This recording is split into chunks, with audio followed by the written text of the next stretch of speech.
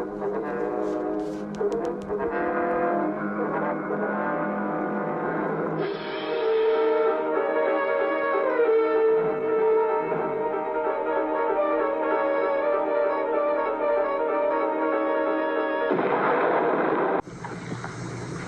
me while I have a strange interlude.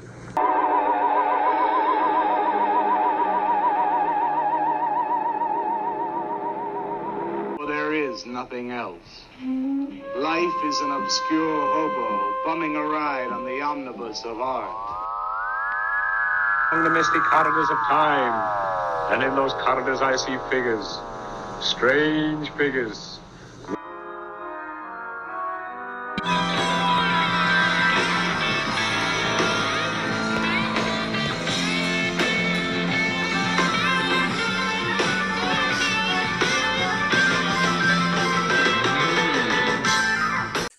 Welcome back, my friends, to the AP Strange Show. I'm your host, AP Strange.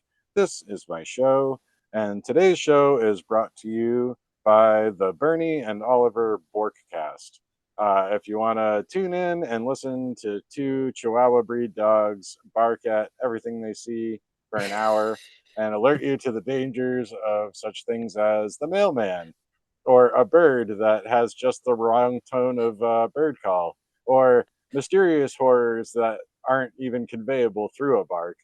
You can listen to the Bernard and Oliver podcast, Barkcast, Borkcast, whatever you want to call it. It's on an imaginary podcast network that you can find on your podcast player if you tune your pineal gland to the right frequency. So tonight on the show, speaking of Oliver, Oliver's mom is here because she's my guest host tonight is Stephanie Quick. Back by popular demand, and we demand partly from our guest, who is the wonderful Tui Snider. And I've followed Tui's work for quite a while, and we've been mutual follows on different social media. And I think she's a fascinating person. She has a new book out called "Around the World in 80 Graves" as a taphophile and a traveler, a world traveler, and an author of many books, a lecturer, historical guide. She's been on Coast to Coast AM, all the major TV networks, Travel Channel, the Jim Harold Show, you name it. She's been there because she's just that great. And I'm really excited to have her on. So welcome, Tui. Welcome to the show. Thank you so much for having me. I'm really excited to be here. And your sponsor reminded me a little bit that I actually have an app on my phone that is a cat weather forecast.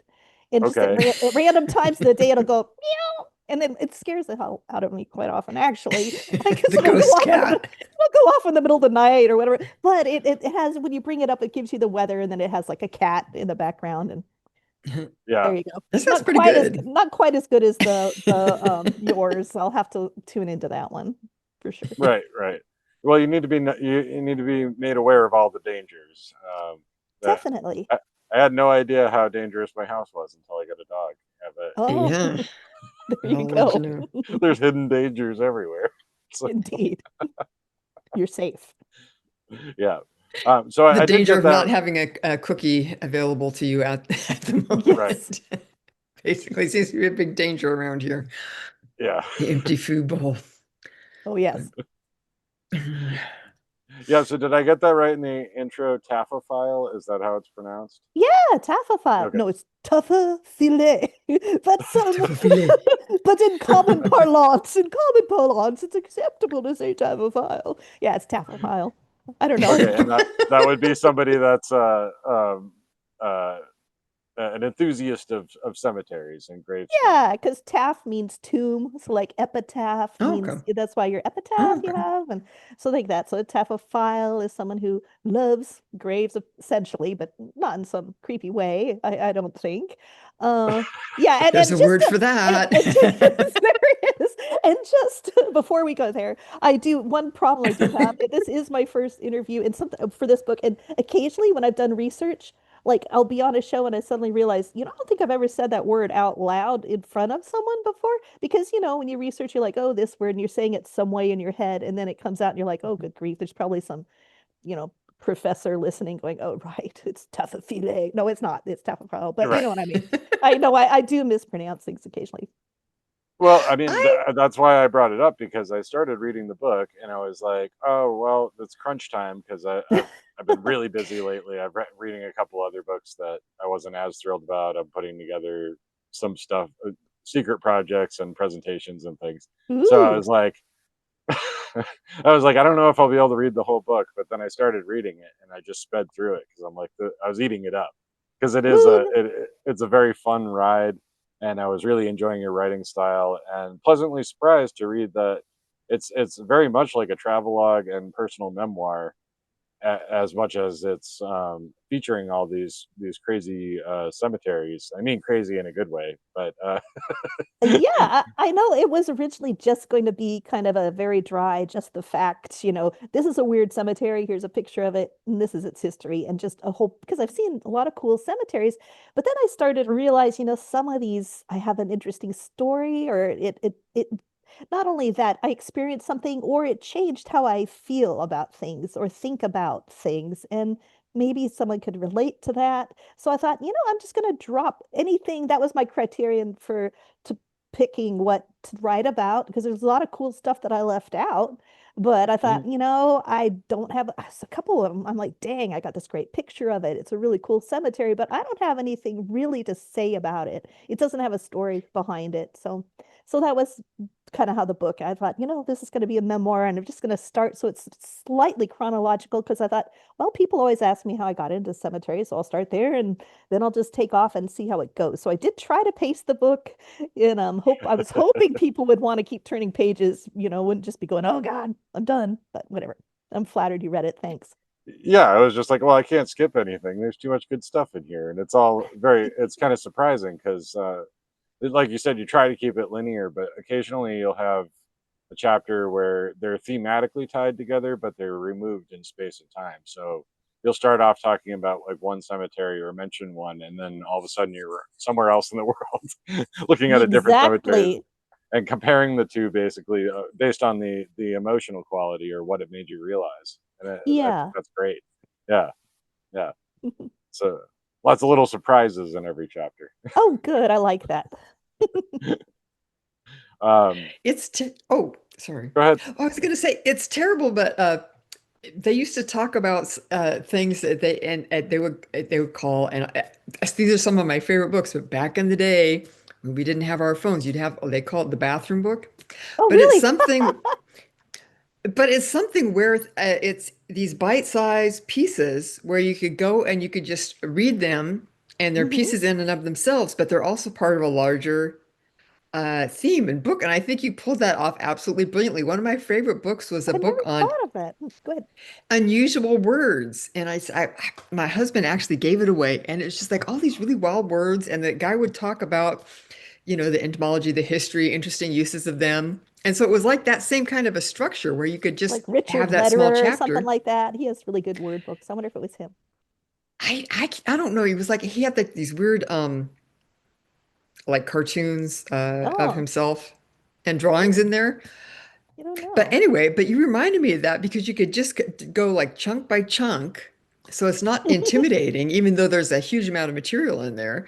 But then, throughout you weave through and develop these themes, from right in the beginning where you talk about meeting people online and in real life, traveling at various cemeteries, and how you're all drawn together with these passions and making friendships this way. And how the thing I love the most about it is like every place you went and you went, you're like in Tonga, you're in Romania, you're Yeah. in Jordan. I mean, it's not like, oh, well, you went all over England or something. It's like, no, there's like a ton of different places all over the world, Yeah, with very literally, he went different, around the world. exactly. Um, but you're always, and even if you're only in a place for, let's say 12 hours, you're like, okay, we're going to go out there, we're going to meet people, we're going to see what we can find out, we're going to experience this place and connect with people. And, it's just, it really brings a lot of joy to the topic. And, of course, I'm very interested in cemeteries myself, though I have only been to really associate with a few, mostly just ones I've been living around and stuff. But yeah, it really showed how, just through a love of a topic and love of these places, you can really connect with people and their culture and their history. And it really came through. And I just, it's like a book about cemeteries is very wholesome, you know?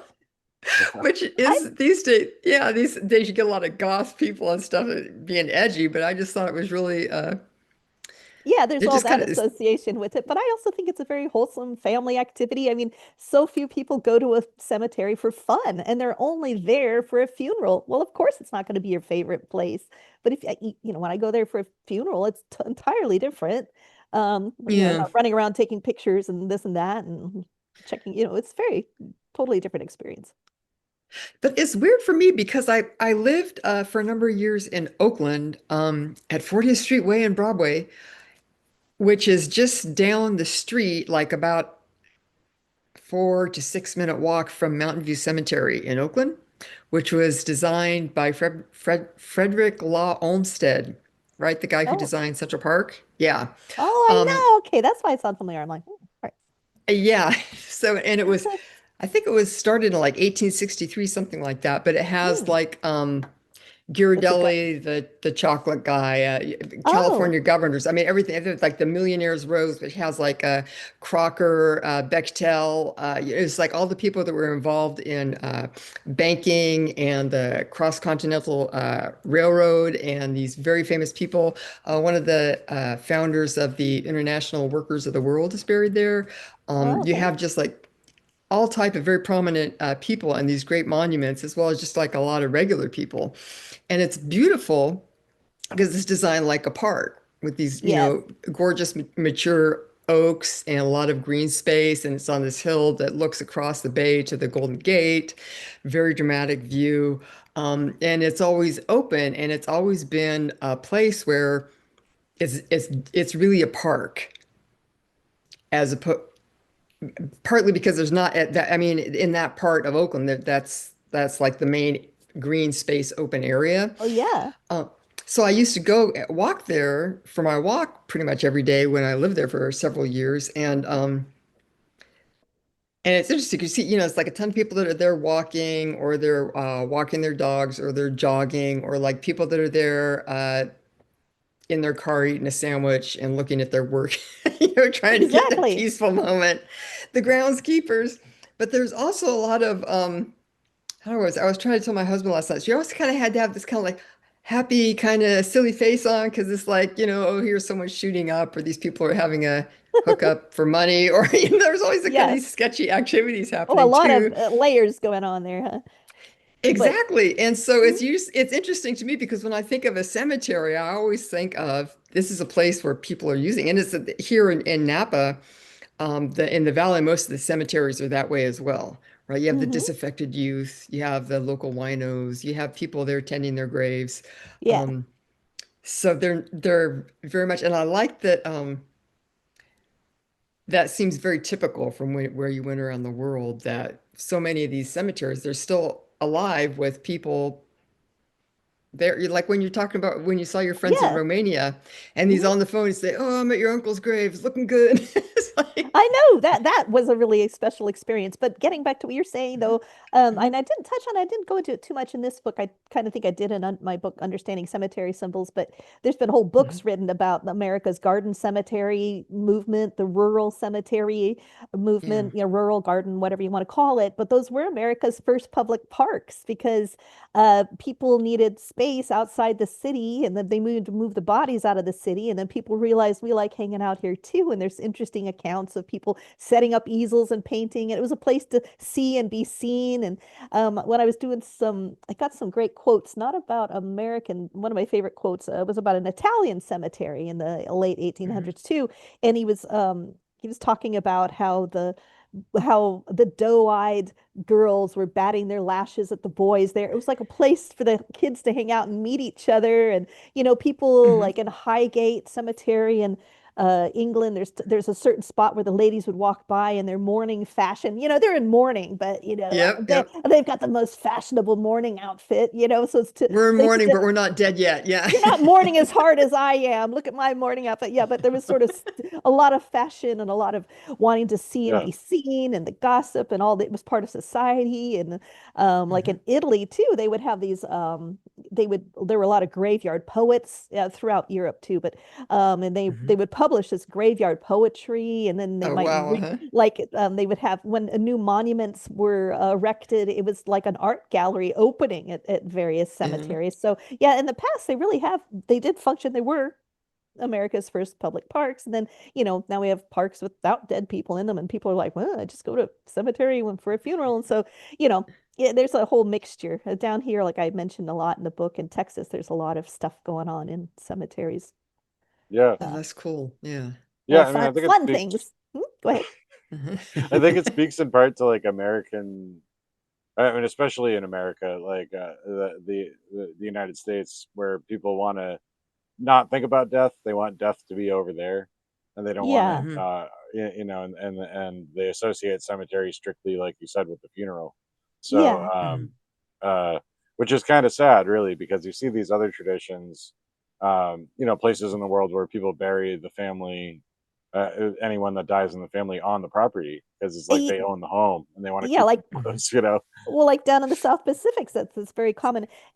But the thing is too, I think one thing about America is, since the Great Depression and all that, we really dispersed, and so we're not Yep. living, our family units aren't living close enough. So I think that's one thing about Texas. There's still, it isn't totally that. I mean, but there still are some cemeteries that I come across that have an annual homecoming. They'll have a sign about it, annual homecoming, third Saturday in June or whatever. And if you Mhm, show up on that day, there will be people there and you can help them clean up and weed, and there'll be good food mhm, too. It's descendants. But I think mhm. like you mentioned, like I think we don't have that so much in America because we're dispersed is a big part of it. Yeah, yeah, that makes sense. Yeah. Um, uh, so I mean, rewind a little bit here because at the Sure. top you said your people always ask where your interest in cemeteries started, and it might be good for my listeners to hear. Uh, you get this has been kind of almost a lifelong thing for you, right? Um, Yeah. Yeah. yeah, So I don't know. Do you want me to tell a little bit yeah, about just this? yeah. Well, I do. I Tell open my up listeners a little bit. Yeah. a little bit. All right. I mean, there's lots to say. Yeah, well, when I don't get into it too much with people usually, but I have since I wrote the book. I was like well, now I'm sputtering. Okay, so really, I lived in Virginia until I was 10. And Mhm. when I was growing up, in the 70s, some parents would even say, I don't want to see you till dinner. Kids were just, Right. Yep. get out of the house, get out of here. I can't, having been a parent and being a parent is just weird to me now. Nobody says that now, but parents would literally be like, get outside. I don't want to hear you, Yeah. go away. And so we were like, great, Saturday, Sunday weekends were just so much fun. And even on weekdays, you didn't have to be home until it got dark if you didn't have a Hmm. watch. And so I would go, it was every week. My friend and I would walk to our Girl Scout meeting. It wasn't too far, but it was fine. Just walk all over town, just the two of us, 9 years old, unaccompanied. And we would go to this church, but we didn't have watches. And right across from it was a graveyard, really neat uh, historic graveyard.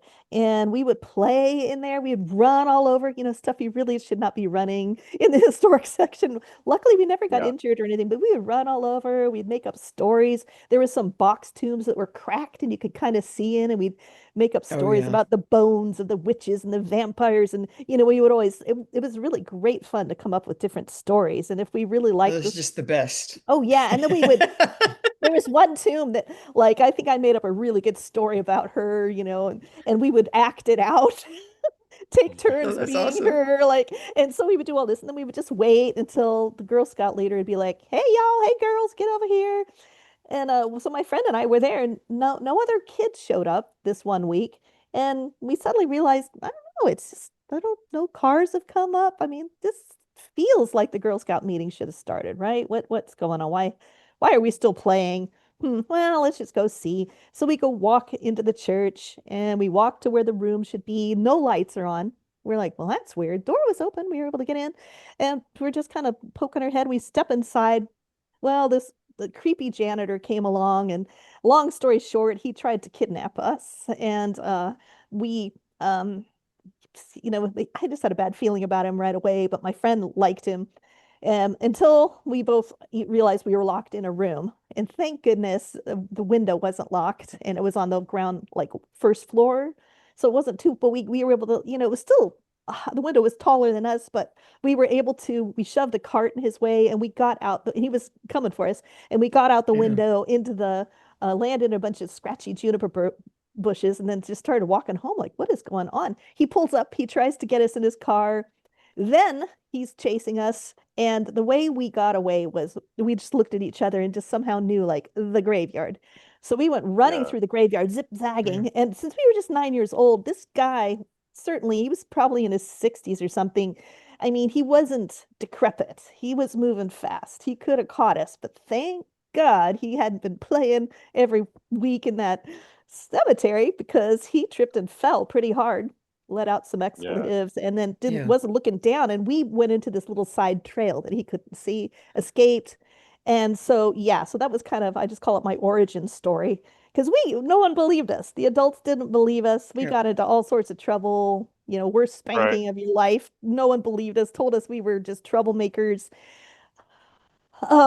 Yeah, so then, Yeah. I mean, that's a yeah. difficult thing to have happen anyway. It's really scary. And then to not hmm be believed by the adults and the parents and stuff, and then be punished for it. That's just terrible, It just But made me it's, realize, yeah, I can't tell adults everything. I can't tell the adults in my life what's really going on. It really, it did a lot. I mean, even now, like I say, I never wear shoes that I don't feel I couldn't run in if I had to. Like I just never even connected the dot until, a few years ago, I realized, yeah, I would never wear shoes I couldn't run in, except for just for a couple minutes for fun if I'm at a costume party. But still, even then, I just shoes, you should be able to run. And I always check them yeah, for exits when I go into a place. Like, how would I get out of here if I had to? I'm like, well, I mean, maybe that's a good thing, but I'm like, where did that mindset come from? And I Start. realized, oh Yeah. yeah, I mean, if I have to escape from here and there's a adult I don't trust, I'm getting out of here. And I started writing because there was no one for me to confide in. So I started, shortly after that, I heard about Anne Frank's diary from my sister, my older sister, and I thought that was so cool. I was like, you can do that? Oh, neat, neat. I think I will start writing a diary. And so I journaled or, pretty haphazardly but a lot. I poured a lot anytime, turned to it anytime I needed somebody to listen to. It's been my journal my whole life. And so I think that helped me become a writer in that regard. But then, so then you flash forward into like during the pandemic when I was writing a book, I thought, oh, graveyards are a really wonderful way to social distance. I'll write a travel book about this area. And I call cool. it 6 Feet Under Texas because I'm kind of a sucker for a pun. A lot of times, if I come up with a punny title first, then I'm like, oh, I got to write a book to fit that. It seems like because around the world in 80 graves, I'm like, oh, I like that. Now I have to go around the world. Know that anyway. So yeah, um, yeah. So if I write a book, I'm going to the moon next. No, all right. So Yeah. anyway, I was writing a chapter about the origin of the Amber Alert, which is that Yeah. awful noise on your phone that I'm trying to get some sleep here, and then you look Amber Alert. And I wanted to know what it was all about, and I found out, oh, that's near me. Her grave. Amber was a real person, Amber Hagerman. So I started doing some research. I went to newspaper.com, one of my favorite places to hang out, and dug around and I started reading about her and like, oh my God, she was 9 years old. She was a Girl Scout. Oh my God, look at her. And I just started to just get a chill, like, and she was abducted in broad daylight while she was just being a kid. She was riding her bike, just feeling her own freedom. And I'm like, this is hitting kind of, it just really hit me because I Yeah. realized like, whoa, when you're 9 years old, you don't realize how small you are. Like looking at pictures of her just made me go, wow, I knew we were lucky, but I didn't think about it a lot. I kind of shoved that whole episode behind, as you hmm do. And then, but I was Yeah. like, no, I'm really going to sit with this now. So there you go. That's a big, I wouldn't ramble too much, but that's No, it's good. big. I mean, and by being able to journal it, it Mhm. kind of sublimates things too, not just moving on, but you're able to at least have it somewhere, you know? Like, Yeah. yeah. Yeah. And So, yeah, exactly. And thankfully, when I was growing up, no one ever looked at my journal, so that was good. Because I had an older brother and older sister. No one Hmm. ever, I could have seen maybe my Bothered you sister. that way. No, they never noticed or something. yeah, I was I was always interested in. terrified of that possibility when I was younger. I never had a Oh, journal because I was always worried somebody would find it. So, Mine had a little right. lock on it. Totally easy to pick lock, but I didn't realize that. So yeah, and then I hid it in a place I didn't think they'd play with those toys, and anyhow, yeah. There you go. Yeah. it worked.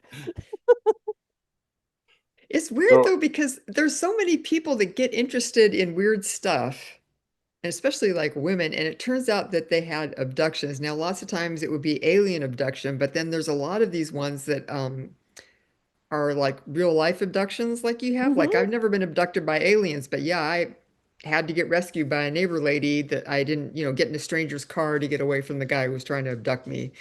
And later on, he had a very distinctive voice and look and car. And many years later, J.C. Lee Dugard had Oh, been held in captivity. It was that same right. guy.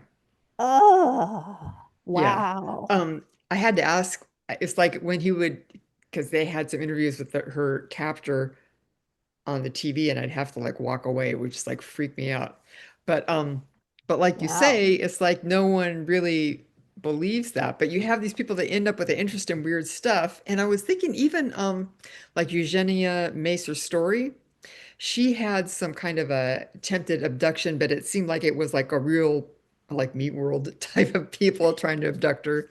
And then there was also that one young woman in the Mothman prophecies Hmm. that she was like a young married woman, and it was like super creepy because she was like living in a basement apartment and she's in there and she could see like these shadows out there and they put like a Ooh, note under her door. It's like something like watch out, Gertie, we'll get you yet kind of yeah. thing. yeah. It was like creepy, which But that Yeah, where seems, was can you like, go in the basement? I mean, eek. yeah. yeah. Well, that was the But Men in it's, Black too. I mean, I think they yeah, tried to it's like grab kind her of, and pull her into a car at one point. Oh, Yeah. yeah. And it's like right on the edge of, is it Men in Black? Is it like just regular human men? So it's like Mm, these kind of abduction events seem to kind of open up an area where it's, very fuzzy. And, of course, if you look at like a mythology generally over the world, like Greek examples and stuff, you have, these especially young women, but also young men getting Persephone abducted by the and gods, right? yeah. Exactly. Hmm. Yeah, you have the Andromeda. janitor, you're by the great, it's like this whole underworld thing, Yeah. right? Oh, yeah. Ooh, I like So that. it's yeah. weird how you have these like very physical kind of prosaic meat world things happening, but it's like kind of tapping into this whole mythic thing, and then it kind of opens up, like with you, you're writing and this whole idea of your own private internal truth and That's storytelling and stuff. interesting. So Yeah, it is funny how how those things tie in. And one thing too, I was thinking also it like being abducted and also some other yucky things that happened not in a cemetery, made me very afraid of my femininity for a long time. Like when I was little, like yeah, I yeah, was such a tomboy, but it seemed like the Boy Scouts did such fun things too, because things were very, divided in the 70s too. Girls just do this, boys do that. I'm like, I just want to make a pot holder. I want to shoot a freaking arrow. Come on, or whatever. exactly, And yeah, yeah. so, but then also too, I thought like the pervy janitor, like was it something I did by being a girl? Maybe I should try and look less feminine, So I was really afraid of that. So as I've gotten older now that I'm older, it's like I'll just wear something really frilly and just really, for me, it's really some of my friends who are, very feminist, which I consider myself feminist in that I think Mhm. things should be fair. If I come mow your lawn, pay me as much as a dude who mowed your lawn. If I, you know what I mean? It's just like, Yeah, it's the anyway, basic, yeah, it's principle, pretty yeah. basic, but I mean, I've had people like, I've had friends who were like very feminist kind of make fun of me for wearing nail polish and like sparkly things. And I'm like, Hmm.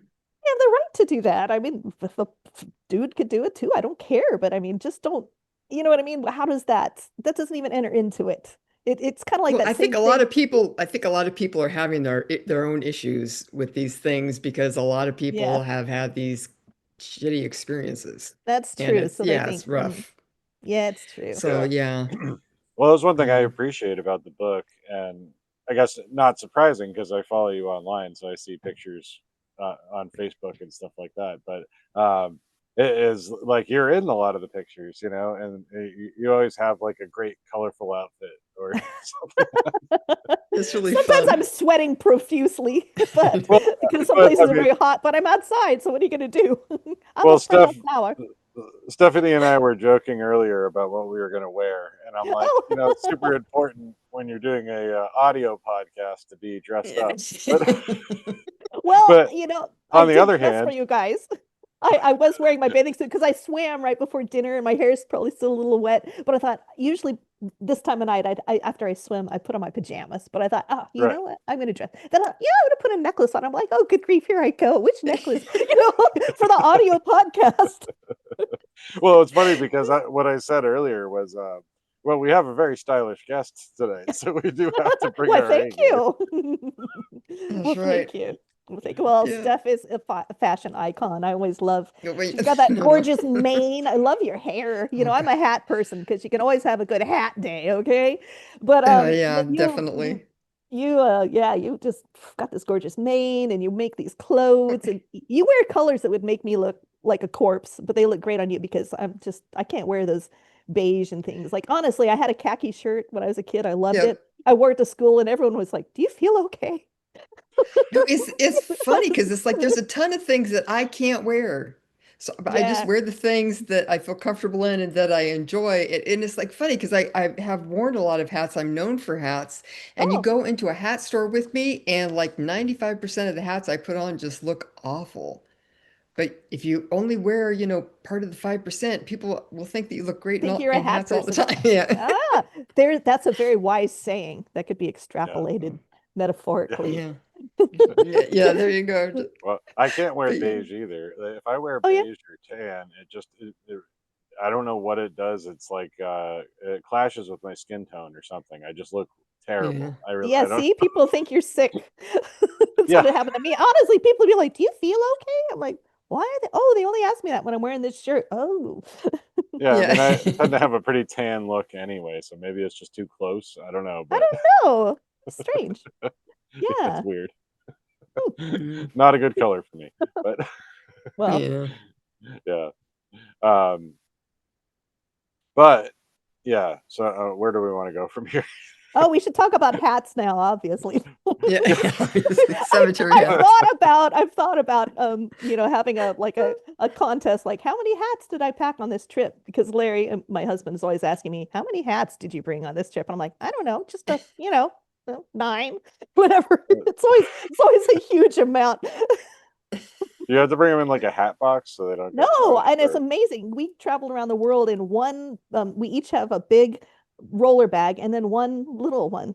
And another little one is stuck inside in case for souvenirs or something. But no, it's pretty, yeah, we've traveled pretty lightly, really. I can travel for a month on just a roller for sure. But I could still have like 6 hats in there.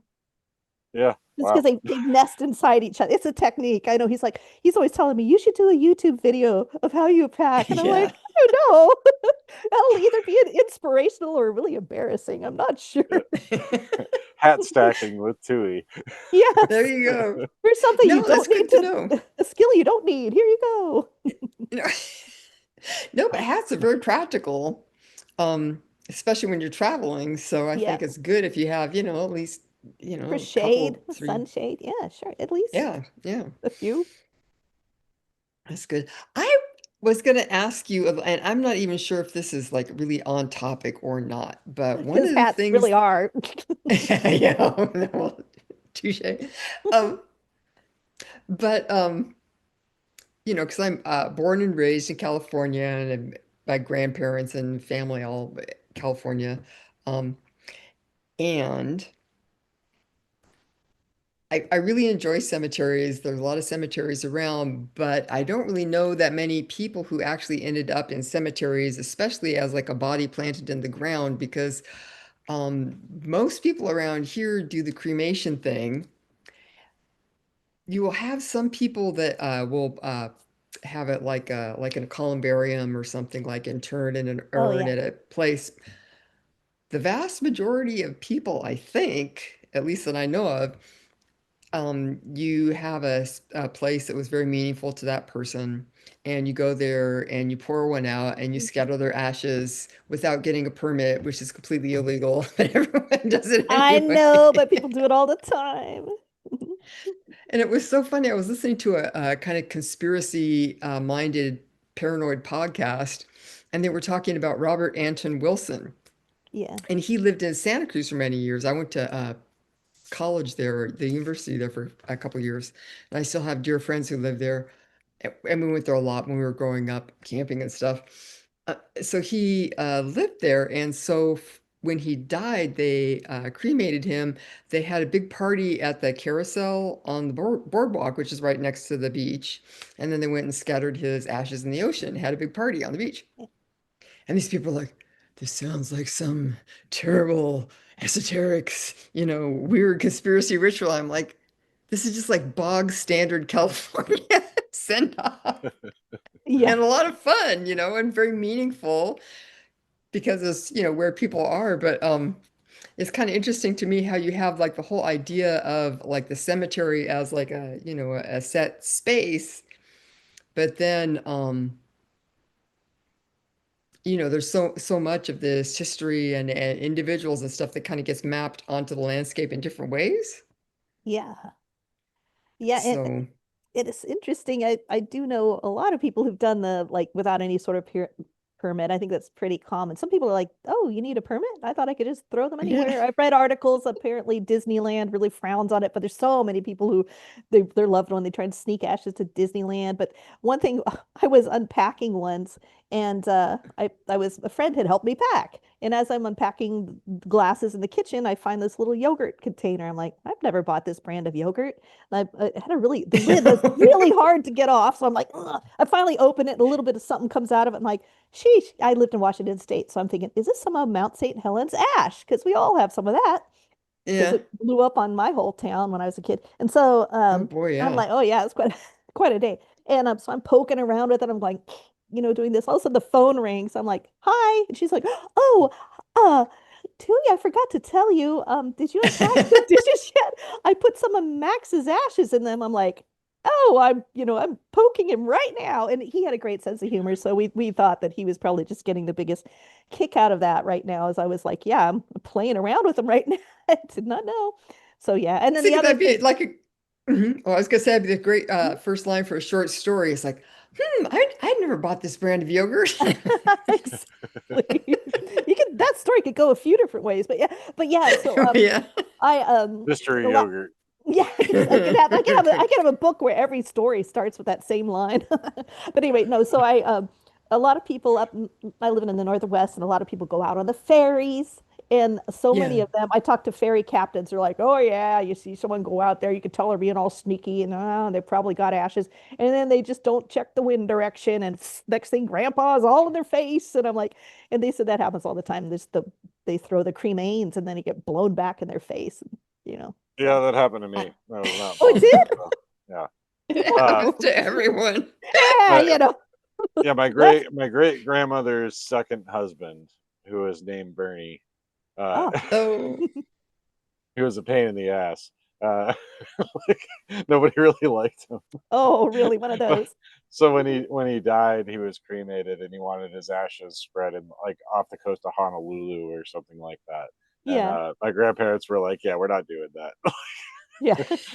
Going down to the So ditch. we went to Maine and hired a boat captain, and Oh, we weren't being sneaky about it. I think we actually did it the legit way. There is like a permit you can get in some oh, okay. cases,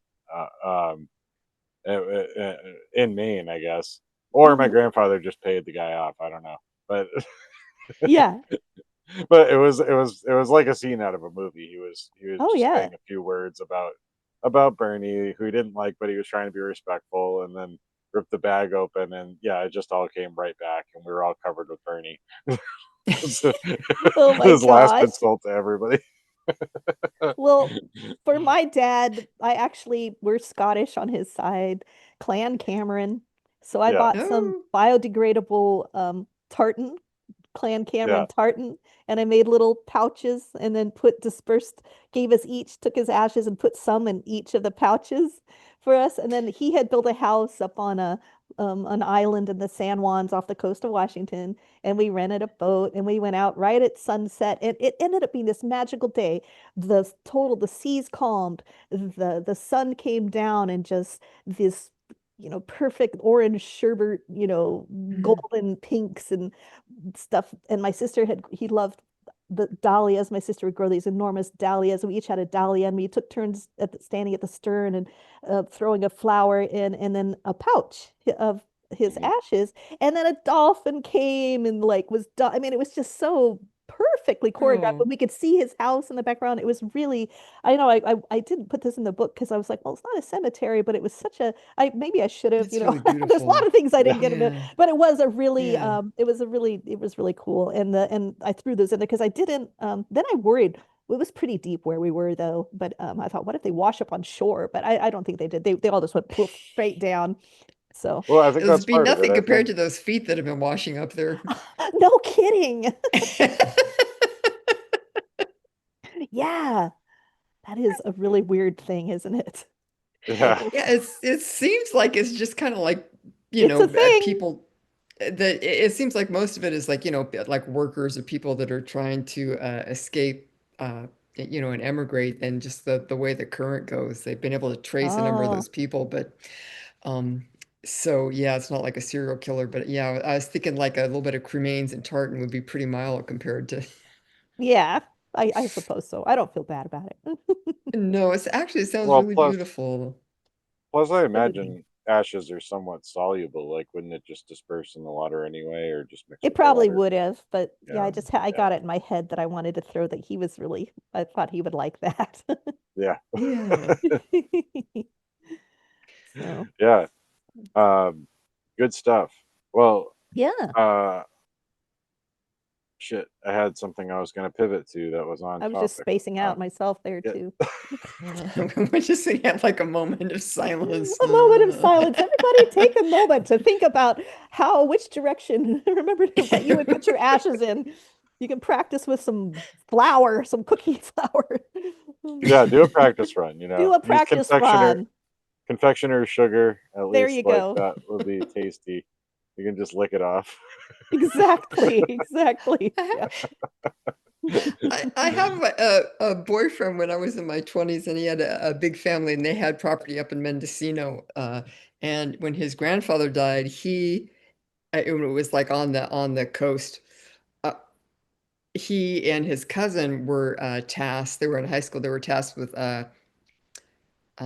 swimming out past the breakers on the Mendocino coast, and it's very Oh, dramatic, cliffs and everything. geez. And then releasing his ashes while the rest of the family will be watching from the shore. And Wow. yeah, of course, what happened was, they release it, and all the stuff is getting blown in their face, and they're like crying and screaming, and everyone's like, "Oh, look, they're so upset. That's really sweet." There's their grandfather. He's like, "No."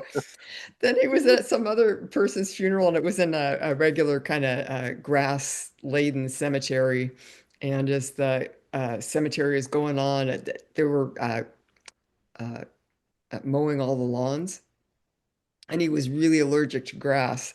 So he'd taken some Benadryl, but he still just started having this massive allergic reaction. His eyes are running, and his nose, and he's all like, everyone's like, "Oh, look at Matt, he's so upset. That's so terrible." And so it's like every kind of a funeral or anything he goes to, he ends up like looking like he's crying in great grief, but it's some kind of mechanical or allergic process. So, Well, then on the other hand, I know someone who doesn't have tear ducts, oh and geez. they were crying because their spouse had died, and everyone just Oh, thought they were laughing. oh, that's Oh no. terrible. Nothing was coming out. Yeah, but we all knew that she didn't have tear ducts and that Yeah. her husband had Oh died. gosh. But if you didn't know, it just seemed like, what is wrong? Yeah. Or even Yeah. worse, it might look like they're faking or something, because there's Yeah, no that's actual tears true. and like, yeah, geez, that's awkward. She was But grief-stricken, but if you didn't know, it could be misconstrued. So you give people the yeah, Well, that's benefit why of you the have to doubt. want to have people who know you around, because they'll Yeah. know the things like that about you. Yeah, yeah, like you know how like people sometimes when something they'll just laugh nervously and people misinterpret it. Like if they go up to an open casket and they laugh, it might just be they're actually upset, but then, people can misconstrue that. So yeah, you can't know. yeah. Well, Yeah. I have an Italian family, so laughter at a funeral is not Oh, uncommon. They find room for laughter everywhere. It's, wow, that sounds fun. You know, when I went to Italy, I realized I'm calibrated to be Italian because I'm talking on the phone and I'm gesturing. I'm like, yeah, and then I went Yep. fly fishing. I'm like, it was like this. And when I went to Italy, I just felt so at home when I'm there because I could gesture like crazy. I can be loud. I can be really exuberant. No one thinks I'm mad. Like I lived there for a few months, and then when I came home, people thought I was mad in America because I was still in the Italian mode, and I was like, oh, I have to dial it way down, be like, and I don't know, it doesn't. The rest of my family, my mom was always getting mad at me for being so exuberant as a kid, and it just I couldn't help it sometimes. yeah, or maybe you're an honorary Italian. I think I am There un, you I go. am una buona forchetta because I like to eat. And I love too that Italians like someone who appreciates food. Like, I'm not the yeah, best cook. I mean, I can cook, but like, I can really appreciate a good meal. And actually the Italians, they like appreciate that. If you're a good someone who can appreciate a good meal, they're happy. So No, that's no they love good joke. That's eaters. no Yeah, joke. Yeah. I'm a that's good eater. my They grandma. take I'm an it That's expressive my seriously. eater. that's my grandmother used to always say, "Manja, manja." Yeah, manja, manja. Did she say tomato gravy? I like tomato gravy. My husband's half Italian and half Irish, and his Italian side, they would be like his grandpa would always be like, yeah, give him more of that tomato gravy. That's what they would call Yeah, tomato sauce. I love tomato gravy. I like that tomato yeah. It was gravy. always gravy in my family. Yeah, it still is. It's a Ah, see? gravy. Yeah. Yeah, Yeah, now down south here in Texas, you don't, gonna get gravy. It's gonna be this white stuff with little pepper dots in it. The little flecks of pepper had me worried when I first saw it. Like, there's black dots in there? But yeah, that's the white gravy that covers the biscuits down here. Quite different. yeah. Wow, interesting. Well, I mean, that's one thing I really loved about the book too, is you're traveling around and viewing these cemeteries, but every chapter has a little bit of like a mission to go to the cemetery, but also coffee. Like coffee's got to be there, Yeah. or like food. You know, like you talk about the little. There's like a little bit of an Anthony Bourdain to it, where like you're going to different. Oh my God, I totally love Anthony Bourdain. Oh my gosh, if I could write like him, I would love it. Yeah, yeah, he's amazing. But yeah, I mean, I can tell that you're a fellow appreciator of espresso drinks and Well, coffee. yes. Yeah, I grew up in university towns. So every town I lived in, whether it was in West Virginia, Virginia, Montana, Washington State for a big chunk, it was always my dad was a college editor and we always lived at land grant universities. So There you go. universities Yeah. always have lots of pizza places and they have coffee houses. And so to me, what's a town? And lots of libraries. Like I could hmm have overdue library books in up to like 5 libraries at once growing up. yeah. I was such a naughty kid. That was my big transgression. But yeah, so you could um yeah, but the coffee houses to me were always really meaningful spaces. You could take your journal there and write. You could people watch. I was always eavesdropping, people watching. It would seem like such a great thing. So then when I got older, I lived in a town that didn't, I lived on an island for 5 years with a population of seven, believe it or not, 7 to 9 people. Wow. And when I moved back to town, I, uh, I, the little town there did not have a coffee house, which just seemed weird to me. They had like 8 bars. It's a little town, but no coffee house. Come on. And they didn't even have Starbucks. So I opened a coffee house because I just, I wanted it to be a place where I wanted to meet at this time. This was before the internet. This was in the 90s. And I wanted to be a writer. And out on the island, I had written my buns off and I Mhm. really tried, and I'd send off a lot. I wanted to write science fiction at the time. Like I used to send off stories, shorts, either that or just slice of life stories. And I sent off plenty of stories that all got rejected. And I moved into town. Yeah, and back then to submit a story, you had to type it up, a certain format, send it off, wait 2 months for them to get back and go, sorry, it's not right for our publication. And then, but Yeah. I started getting nicer rejections where they'd say, but try again. Oh, there you go. So then I really, Yeah. but this is a big process. There's no instant gratification was not a thing. Plus, I only got mail once a week when I lived on the island. Oh, on the It was island. delivered by Yeah. Zodiac boat every Wednesday by this guy. Anyway, so sometimes my That's magazines, Mercury's day, so the oh, the god of that communications overseeing you. that so makes sense. That totally makes sense. And a funny thing was he didn't wear a postal uniform, and yet my Uh-huh. dog hated him. He I'm knew. like, she loved every single person in the world except for, oh, here comes Mark, innocent looking guy, no uniform, a bag. Oh, I hate you. Oh, Rah. that's I'd be like, funny. where did this come from? Anyway, I'm getting off the subject. So where was I going with all that? Oh, so then I moved into, I was talking about coffee. This really does relate Yeah. eventually. Coffee So house. Yeah. yeah, so I moved into town. Oh, but one thing is really cool when I lived on the island, I used to, and I need to, like, if I ever get really rich, like send them money. This place called the As You Like It Library, and they had a catalog, and you could pick out all the books you wanted to check out because the in town where I lived would not give me a library card, but the As You Like It library in Seattle would send me a whole box of books, like 20 bucks, Oh, wow. 25 books, media mail to the island, and I could have them for as long as I wanted. So I checked out all sorts of really esoteric whatever That's books, amazing. and I was studying stuff. So I moved to town thinking, okay, I really want to be a writer. How can I meet writers?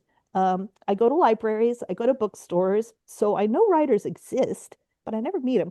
But I love coffee, and I'm working as a barista. Maybe if I open my own coffee house, I will attract all the writers and I'll meet some writers. And I did meet a few, but like I met Fred Allen Wolf, a physicist guy. He actually used to come through and give talks at our coffee house. And Okay, yeah, I know that um name. Yeah. yeah, so Yeah. anyway, that was, and also I just love, I think, you know, I wanted to foster other people's creativity. We'd have open mics, we'd have show and tell, we would do all these things. And so I just think that, so to me, you mentioned how when I go to these cemeteries, I want like a debriefing after I've been there because I get overwhelmed pretty easily sometimes by when I take in a lot of information at a Mhm. cemetery, maybe, or just have an experience. I don't know. I'm one of those people who needs, like, I call myself an ambivert. Like when I'm out, I'm really out. And then I come into my house and I'm like, the hermit or the hermit crab or something. I need Right. that time Yeah. to, they have to balance each other. My husband, on the other hand, is just a total extrovert. Like 12 people could walk into our house right now and he'd be like, hi, and he'd be fine with that. I'd be like, wow, why didn't you tell me you're coming? Leave me alone. Um, Right. Yeah. Plus, I want a podcast. Well, you know what I mean. But yeah. So I wanted this place, and so when we travel, I always want to find the local coffee house. I want to go there afterwards, and I do. Sitting there drinking a coffee to me is like a little ritual, sort of. It's like I, I am caffeine sensitive, so I can't go overboard. But I do like to sip that coffee. To me, it's like coffee has a personality. I studied Mhm. coffee too before I opened my coffee house. I got on intralibrary loan. I got this massive book called Coffee. It was Mhm. wrapped in like a burlap coffee bag or something, and they got it from like Vermont or something for me. I was like, wow. And I took so many notes about coffee. I really wanted to know my stuff. So Mhm. and it is interesting. You think you can go to the bar and have a really lively conversation. Oh, I'm going to change the world, and then you forget about it and go to sleep. But the French Revolution, they were in a coffee house before they stormed the Bastille. I mean, people, you go to or in those way back when in England, they called coffee houses penny universities because for a Yeah. penny Yep. you could learn so much. So I always thought I didn't call my coffee house that, but if I ever opened another, I would call it Penny University because I think that's such a great name for a coffee Mhm. house. And I did see one Well, called Penny University in Singapore. And I thought, oh my God, I have to go Oh, in there. And I ran over there and they were closed that day. I'm like, ah. So, fiddle. bummer. but anyway, so yeah, so yeah, I do mention coffee a lot in the book. And it's funny, I didn't really realize it though until after I wrote the book and I was writing the reader guide. And I'm like, whoa, I'm sensing like a little, it's almost like, did I do a template? There's almost a template for like how to write this chapter. Go have this experience, blah, blah, blah, oh, but it has to end with, and then I had really wonderful espresso. I don't know. It's I mean, just, it's not just copy. I mean, sometimes no. you talked about your husband being an extrovert, and that comes in handy a lot because you just flag people down or Oh, like yeah. negotiate with someone like the cab driver to show you Oh, the yeah. sights or something. And you end up like meeting really great people out there that are like Oh, he's really entirely good at willing to, bartering too. yeah, Like my husband, he won't let me. I'd have no poker face. So if I like something, I'm like, Mhm. If he goes, "Do you really want that hat or whatever it is?" I'm like, "Yes." He goes, right, "Get out of here," because don't let him see you. Yeah. Come right. back in 10 minutes. I'm gonna barter for it. I'm like, okay. I've bartered a couple times, but it's not me. But yeah, he's very handy. It's He a helps. skill. Yeah. Yes, it is.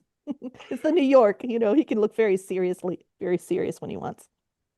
Yeah, but I mean, it seems like he's outgoing enough too that it seems like you serendipitously had really great guides in some of these stories where you'd be in like a foreign city and In somebody would Serendip, just, in fact, we had a serendipitous events in Serendip. Do you know where Serendip oh, is? I didn't even think of that. You're really on point with the puns. I am Serendip. Serendip. Do you know where that is? That's a place.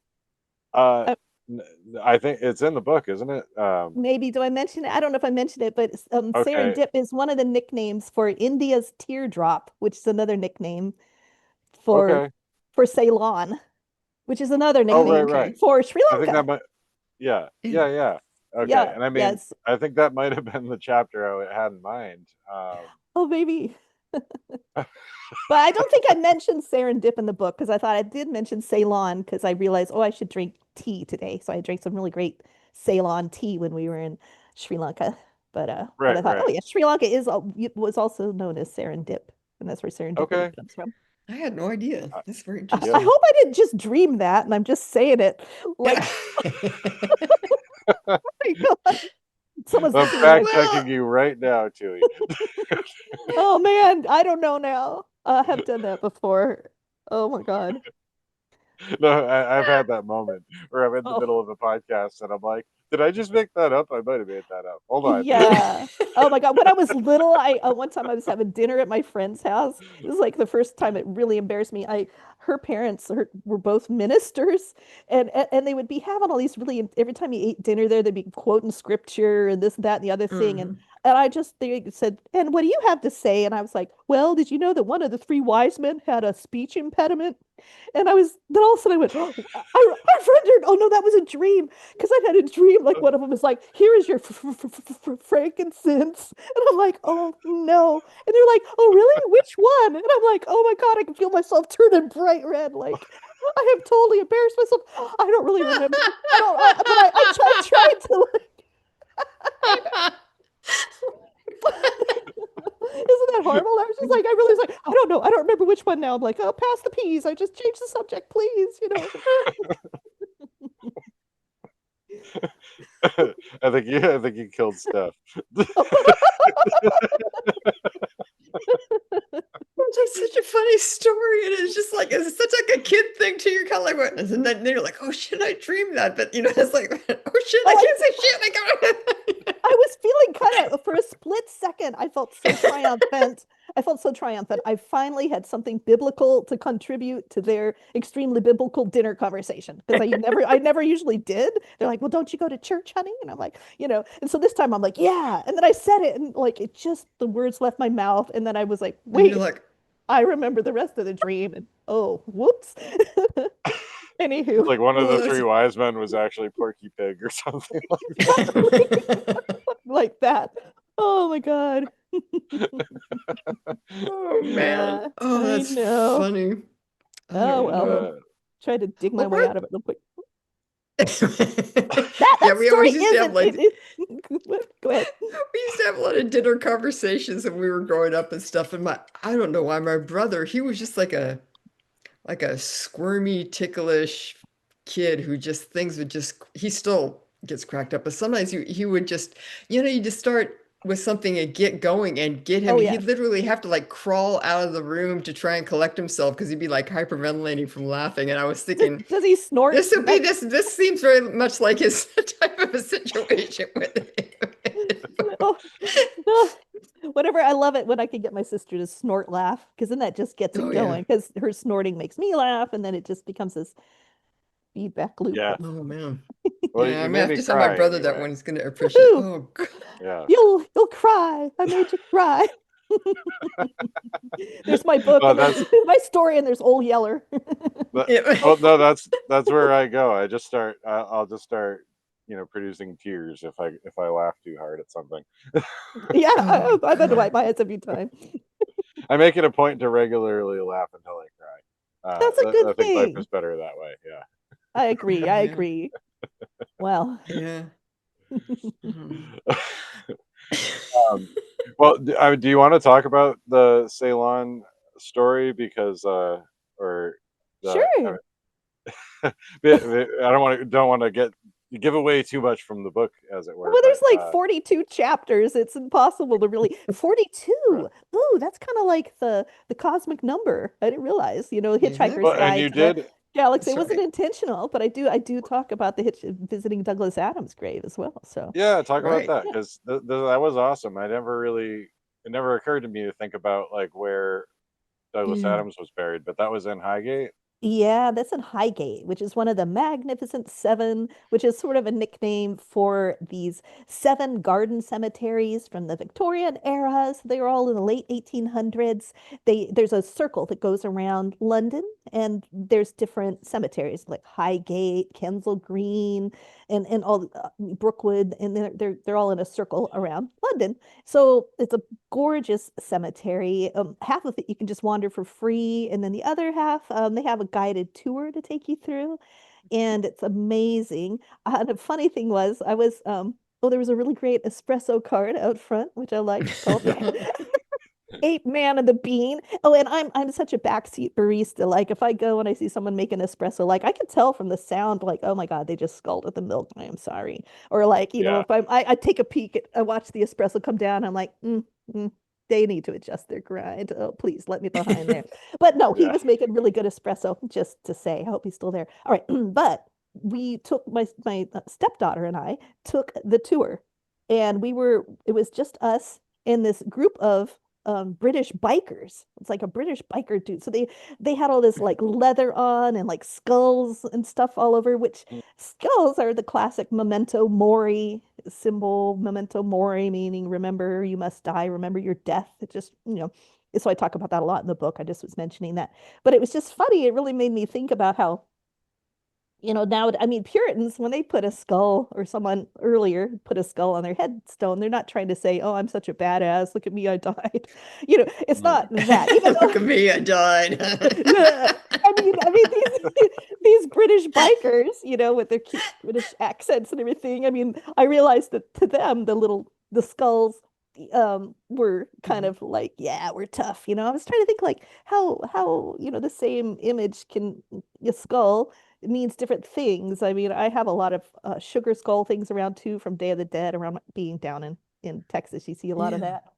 So we went all around. We saw like Karl Marx's tomb, which is very on brand for Karl Marx. It's just a big head of his, and Mhm. and workers of the world unite. I saw Malcolm McLaren's headstone. I saw, all these interesting headstones. And we saw Douglas Adams, which is just plain slate. And just, I think it Mhm. just describes as a writer. And there's a little ceramic square thing down there where you could put pens as a grave goods. Like I guess people come and put Uh, pens, and I don't usually leave things at graves, but I felt compelled. I thought as a fellow writer, I should do that. There was also a one head. Oh, I have a YouTube video of Highgate if anyone wants to see everything I'm going off about. Um, and I did it for Towel Day a couple of years ago. So Nice. yeah. yeah, and so it I saw this one grave that has the little penguin from like Penguin Books on it, except there were two penguins, and I thought, "Oh, it's cute. Oh, how cute penguins!" Blah blah blah. It says on the spine of the headstone, which is made to look like a book, it says the final chapter, and then it has one name on it. And so when I got home, when I was going through my photos, I was like, wait a minute, that doesn't Penguin Books, it's not Penguin's book. I think it's just one penguin. So I look it up and it is just one penguin. I'm like, well, that's kind of weird. But then I found that penguins are also more of a modern symbol. It's not like a ancient symbol or anything, cemetery symbol, but for being homosexual. So it's like, oh, so maybe, this was someone and his partner are going to be buried there because there's only one name right now. And I think Yeah. there's something else on it. I just thought it was really neat. It was like, wow, some So it's interesting kind of like a symbolism that just went right by me in the moment. Hmm? it's like a Yeah. coded way of recognizing that, I guess. Yes. Is Yeah. um, Yeah.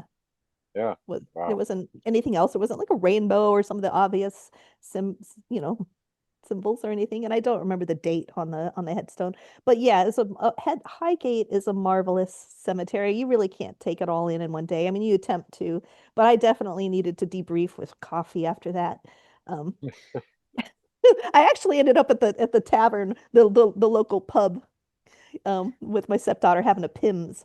I don't know if you know what that is. Nice. Oh, nice. It's really Yeah. nice because the way they do it over there, it's just like you get this nice tall glass and it has all sorts of fruit in it, like Oh, strawberries nice. Yeah. and nice fresh fruit and a little mint, and it's just nice and you just sip it and there's swans going around, because it's the Thames, and you Yeah, sit Yeah. out there and you just enjoy. It's very nice. Oh, that's yeah, it cool. sounds great. Yeah, it really is. I highly recommend it.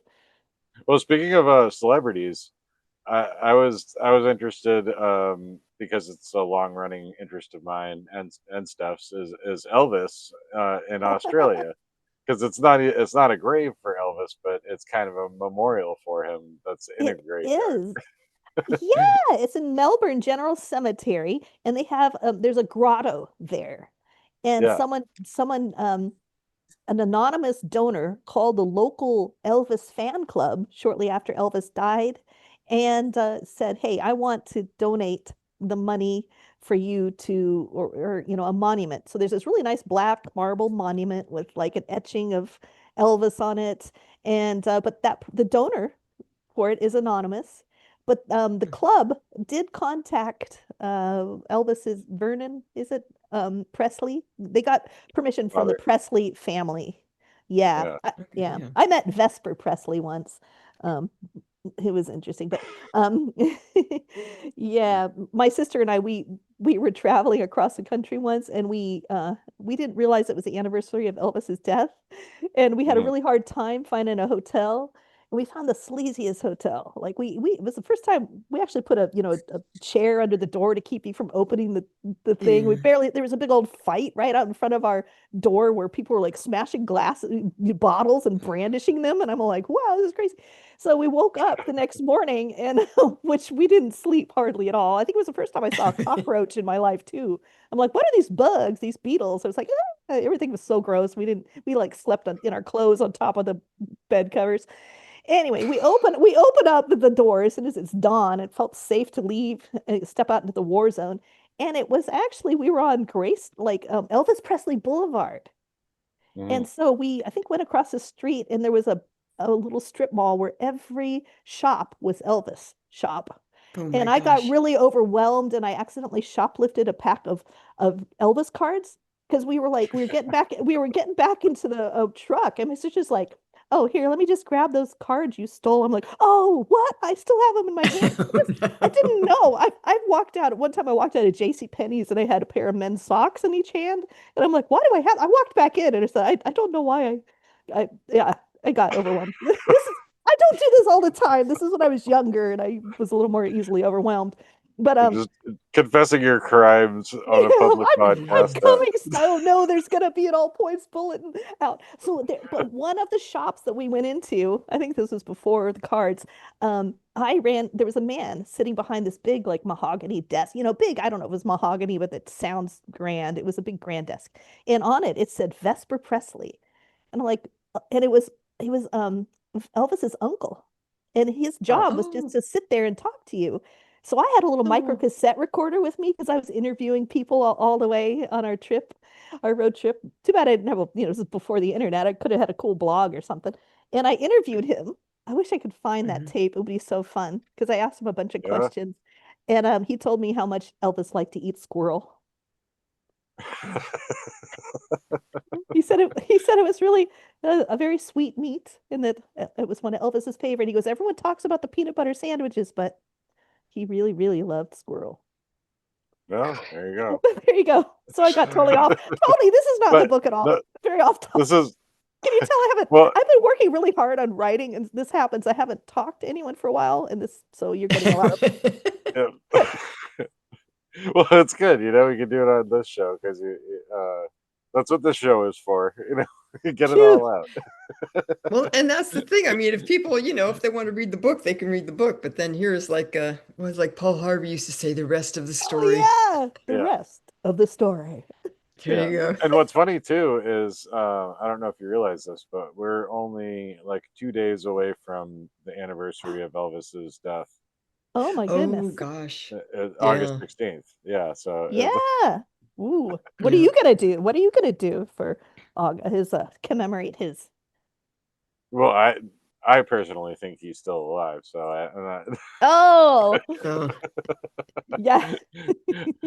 I'm Maybe I'm he. joking. I kid mostly. I don't necessarily do anything to celebrate the Elvis Day, but I have looked into it an unhealthy amount, and I have some Yeah. writings up on my on my Oh, blog. okay. I'll So have to look at that. yeah, I saw years ago, back when I lived on the little island with a population of seven, and there was not even a raccoon. There was like nothing out there that could harm you. I mean, there was garter snakes, so it was not even a venomous spider. It was a little island, very nice.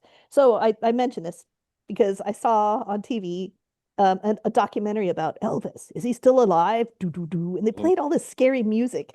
And I remember I had to like go out and do some, like close the chicken coop or something, and I was walking there in the dark, and I was totally jumpy. I was like all jumpy, like the twig snapped. And I'm like, "Ah, ah," and then I was like, what is wrong with me? I mean, do I think Elvis is gonna pop out and get me? But it just the way they did it so dramatically, it was I know the one you're talking about. they made it seem so scary.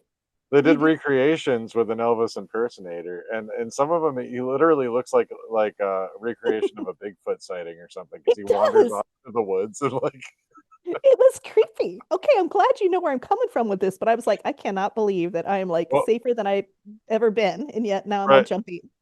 This is on Because YouTube too, though. I mean, it's Oh, it a is. TV special that the one you're talking about. It's on YouTube. I found I it need to before. watch it now on August 16th, and then There's two of them. There are oh, two TV specials that were like, "Is Elvis alive?" and um, like the Elvis Files. I think is the one we're talking about. And maybe so. they were both hosted by Bill Bixby. Um, Oh yeah, oh the God. Hulk, right?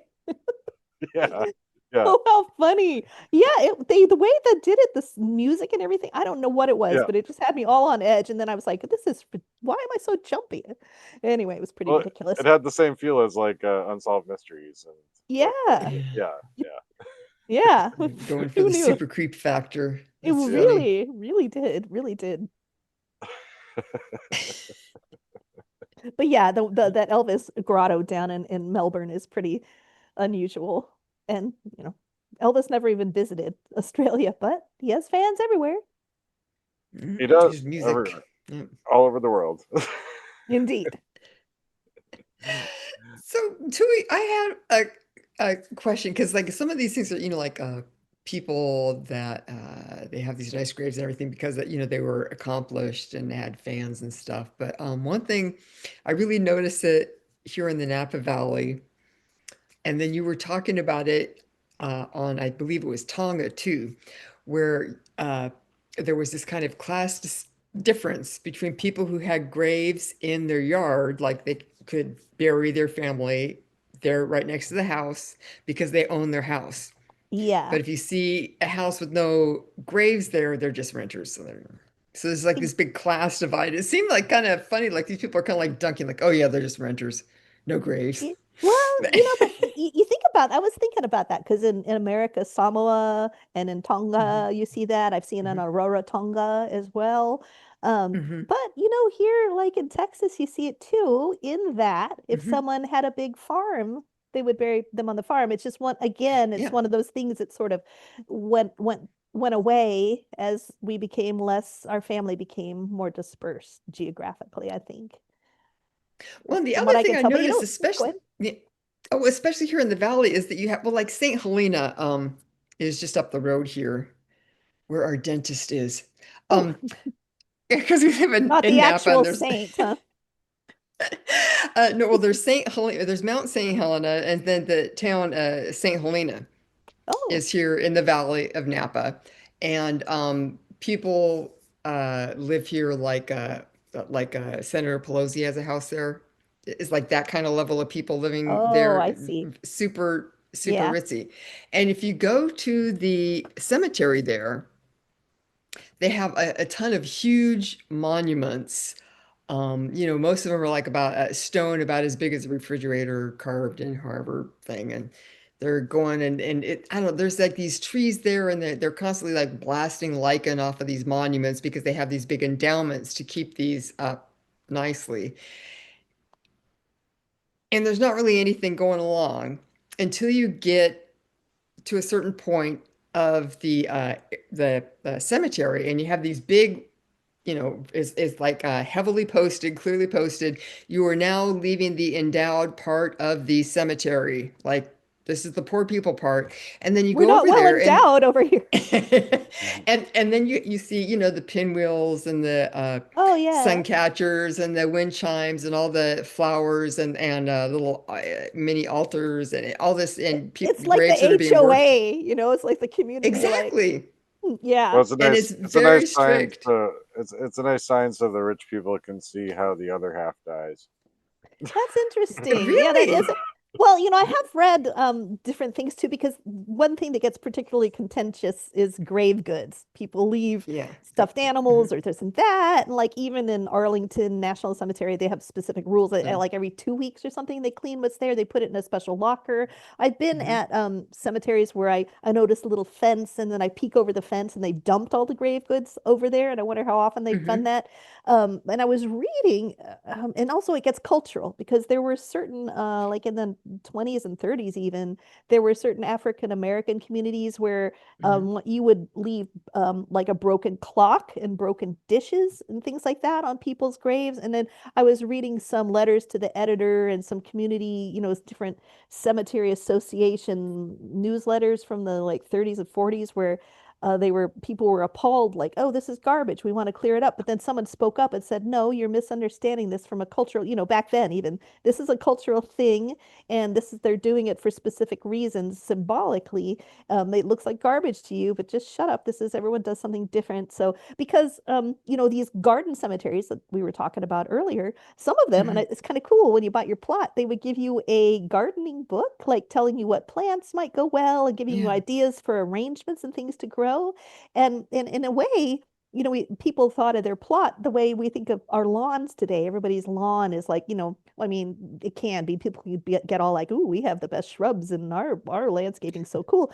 But people, like, if they got a windfall, 100 years ago, 150 years ago, they would be like, oh, I'm gonna, my legacy, my family name, I'm gonna put this money into, nowadays we're like, I'll take a vacation, I'll buy a car or something. I don't know, whatever. But then they'd be like, I'm going to make a really nice monument. A lot of people, what they call pre-need these days, people buy them Yeah. Yeah. well in advance. Nowadays, most people, Mhm. or a lot of people, I'm being very just, I don't have statistics to back me up, but a lot of people I meet in America, they die and it's up to their loved ones to buy a headstone and figure everything out if they haven't thought in advance. But it was, Yeah. and back in the day, 100 years ago, 150 years ago, you thought ahead if you could. You either joined a Yeah. fraternal organization like Woodmen of the World that was going to put a big tree Yep. stone up for you, or had some other Mhm. death benefit. You thought ahead. You knew what you wanted on your grave, and because that was your legacy and you really cared about it. And now it's sort of like, oh yeah, you die, and your friends, your families are like, well, I don't know. He's got this much in his account. What can we buy? What should we do? A lot of people haven't thought it through. It was much more common to really think it through back in the day. And then also, like you said, with the Yeah. grave goods and things, people have different ideas of. I love seeing really creative stuff like in pinwheels and the sundials, and in Singapore, it kind of freaked me out because I was there alone, except for some like monkeys, and there were well, my husband was there, but he was off looking at his phone. I'd wandered around the corner, and I started hearing this chanting like, I thought, oh, cool, it's a ghost or something. But no, it was a solar powered light that had chanting like some Asian There you chant. I go. took a video of it because it was really eerie, delightfully eerie, and I don't know what sort of chant it was. I should try and find out. That's funny Yeah. because I know that like Tibetan Buddhists are really into chanting mantra and having like Oh various yeah. mechanical ways of chanting mantra. I mean, you have like bracelets with mantra on them or rings with mantra on Oh, them, so you like turn it, you know, you're hmm. kind of generating the mani out into the thing. But then they also have For the like prayer flags, prayer wheels, and Hmm. everything. You So see a lot yeah, of that in Singapore.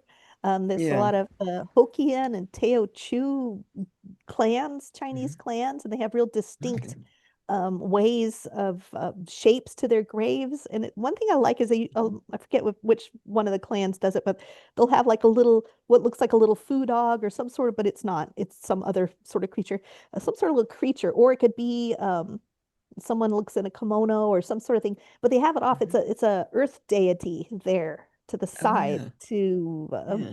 I don't know, I'm not well versed on it. It's on my to-do list to learn more about. So there you go. But it's pretty neat. Yeah. Oh, that's cool.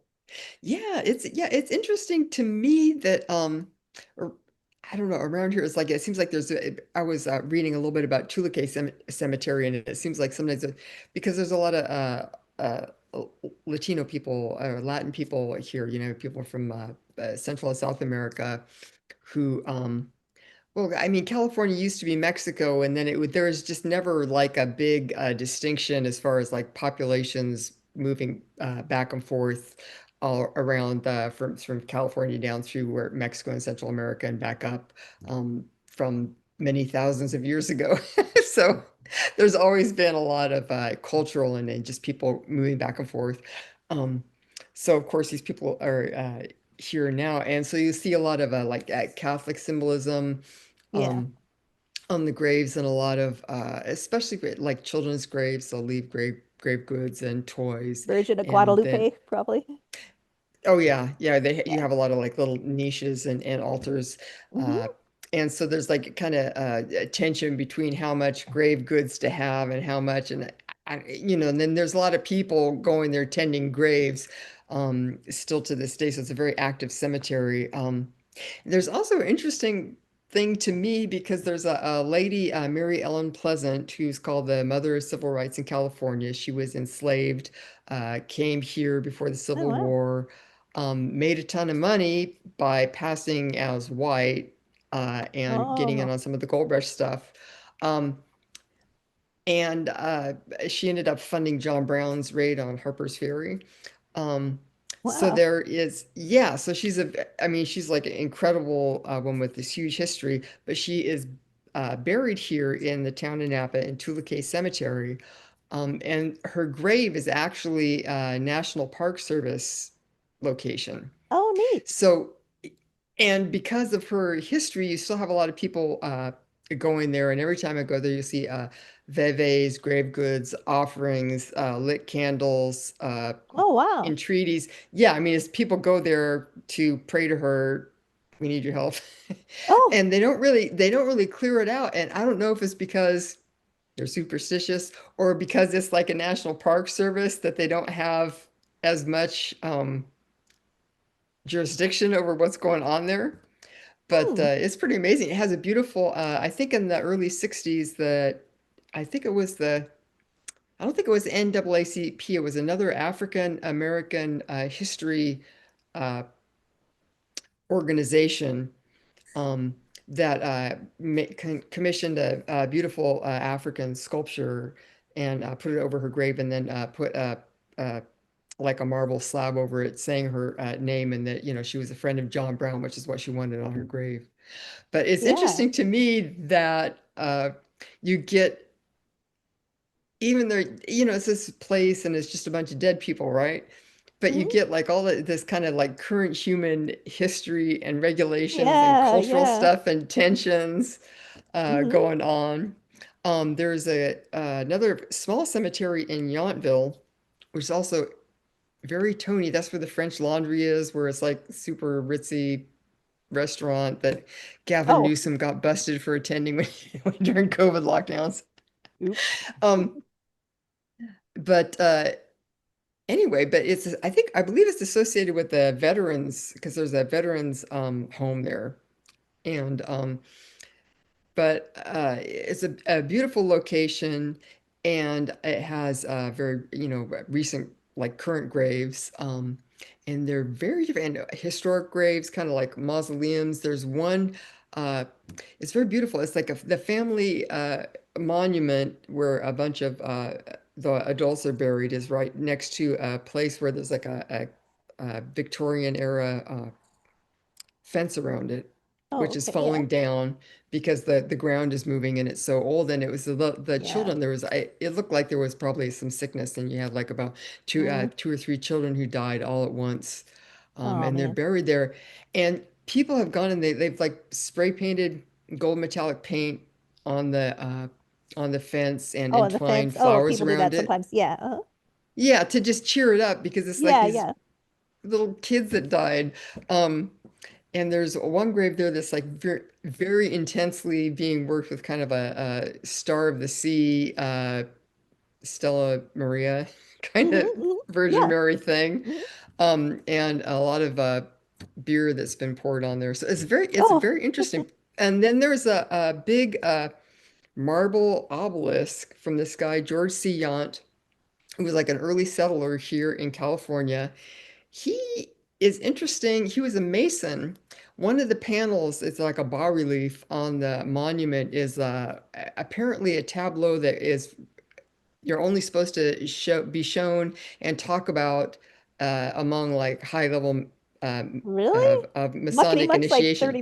32nd or degree. I wonder what it is. I want to see that now. You got to get me a Well, picture of I can that.